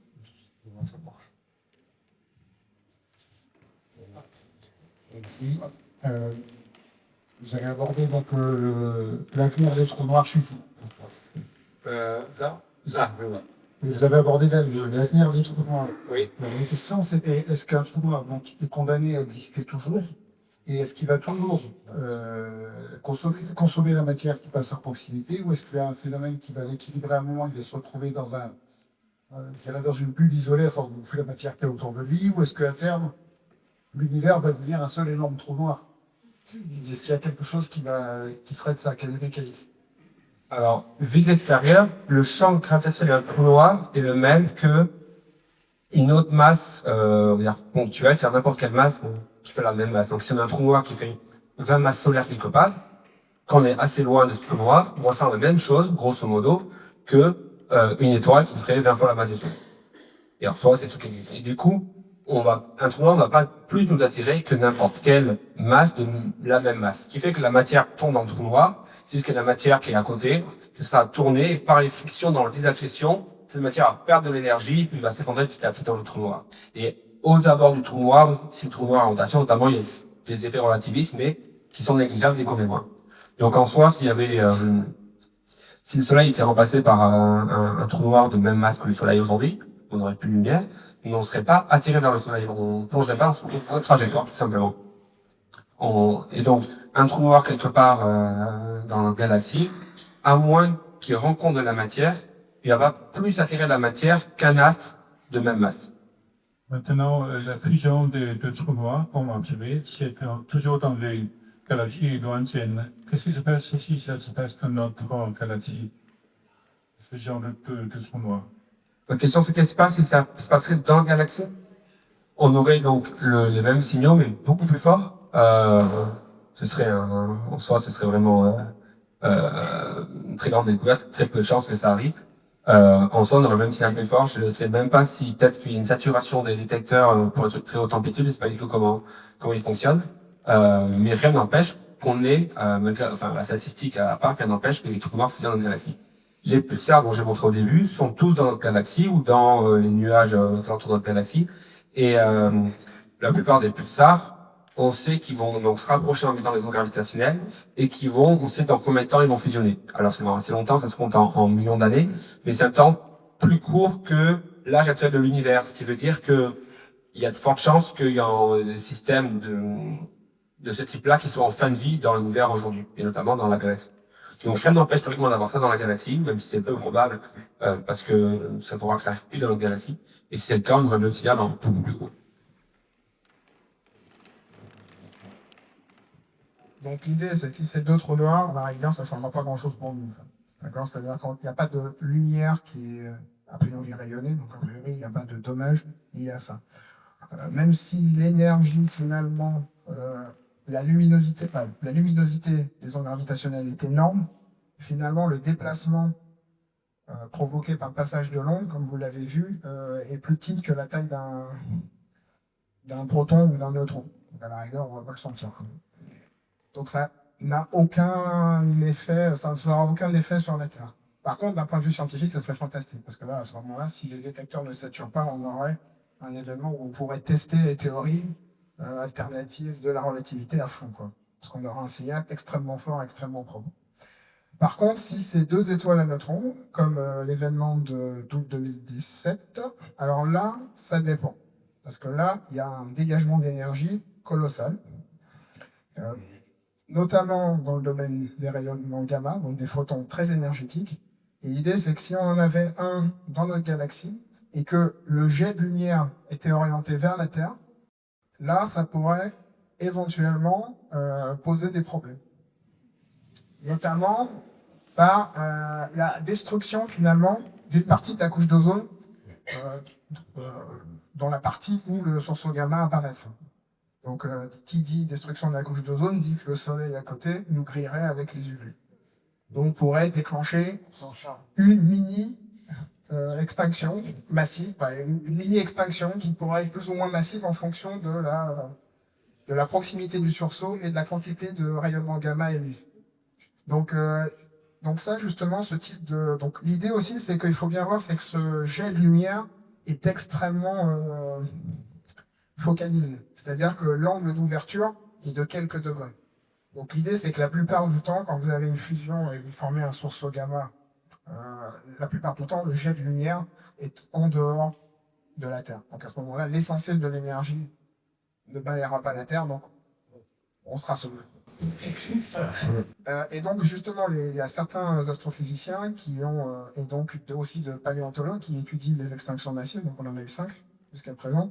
La dernière est un astéroïde. Et donc il y a 450 millions d'années, il y a eu une extinction massive où il y a à peu près plus de 80% des espèces vivantes qui ont disparu.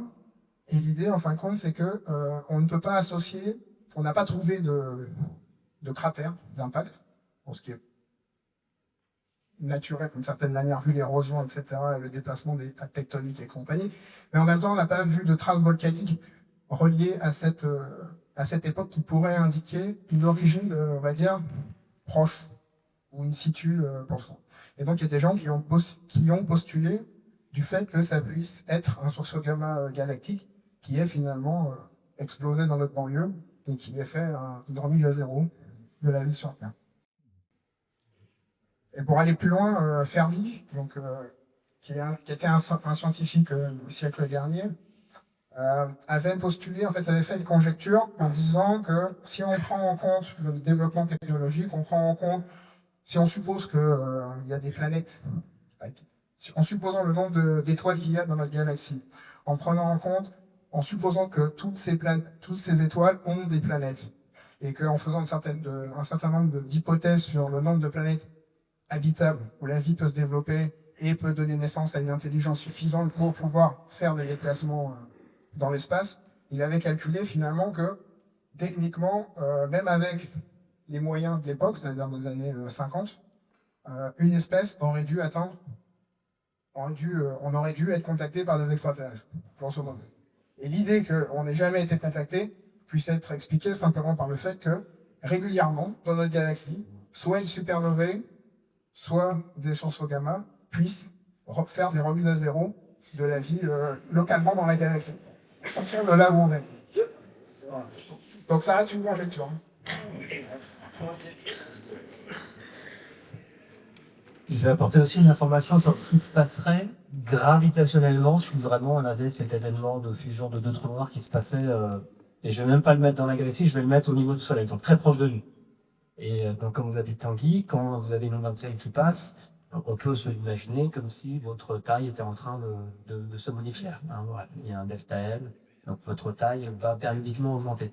Donc si on fait le calcul d'ordre de grandeur de combien dans ma taille on va changer si jamais le système de trou noir en LTT avait lieu à une millicas revue, c'est-à-dire au niveau du Soleil, donc c'est très très très très proche, ça fait que 160 nanomètres. C'est-à-dire un dixième de micromètre, c'est-à-dire beaucoup moins par exemple que l'épaisseur d'un cheveu. C'est-à-dire que même si ça fêtait là, gravitationnellement, ça ne nous ferait rien. Voilà. Après, effectivement, avec la lumière, il faudra faire ce que je déjà. J'avais une dernière question, c'était sur les trous noirs en eux-mêmes. Et qu'est-ce que c'est la singularité dans un trou noir? C'est une très bonne question. Du coup, un trou noir en lui-même, c'est une solution des équations d'Einstein. C'est-à-dire qu'on prend cette métrique G dont j'ai parlé, on regarde les équations d'Einstein, on met 0 à droite, on n'a pas de matière, c'est une solution du vide, et on regarde quelles sont les solutions possibles. Et on voit qu'il y a ces objets qui s'appellent les trous noirs. Dans ces solutions, tout est très bien défini, tout marche très bien mathématiquement. Donc c'est un objet dans lequel si on rentre, on ne peut plus ressortir. Et aussi, si on rentre, on est inexorablement attiré vers le centre du trou noir. Et au centre du trou noir, nos équations divergent. Donc, mathématiquement, il y a un problème. C'est ce qu'on appelle la singularité. C'est que nos équations, il y a un coefficient, en gros, on va dire en 1 sur R, quelque part. Ça veut dire que ça diverge vers plus l'infini. Et ce qui veut dire que quand tu prends R égale 0 sur nos centres du trou noir, nos équations ne te permettent pas de dire ce qui se passe. Mais ça, c'est juste parce que nos équations ne sont plus les bonnes, c'est plus la bonne théorie. Quelque part, c'est comme Si tu as une théorie physique assez empirique, après tu zoomes, tu prends une autre échelle, tes formules ne marchent plus. Et cette singularité en question, c'est juste ces équations, c'est d'Einstein, enfin les constantes métriques qui divergent complètement. Alors, la question, c'est à quel moment la théorie n'est plus valide? Est-ce qu'elle est plus valide à l'intérieur du trou noir? Est-ce qu'elle est plus valide juste à la toute fin, etc.? À quelle échelle est plus valide? Beaucoup de gens parlent de l'échelle de Planck, qui est une échelle qui apparaît naturellement en physique des particules. Donc, c'est logique de dire qu'il va se passer un truc à l'échelle de Planck. Donc, il est possible que ces équations commencent à ne plus être valides. C'est-à-dire que c'est une théorie effective qui n'a plus de validité quand on est aux échelles de Planck. Peut-être que cette validité change ailleurs, avant ou après. Donc, voilà. Donc, personne ne sait ce qui se passe quand on atteint. Mais dans la théorie, si jamais tu tournes un trou noir, en un temps fini, tu arrives au centre du trou noir inexorablement. Alors, il est déjà 21h, donc je vous propose de s'arrêter là et de vous remercier encore une fois beaucoup Tanguy.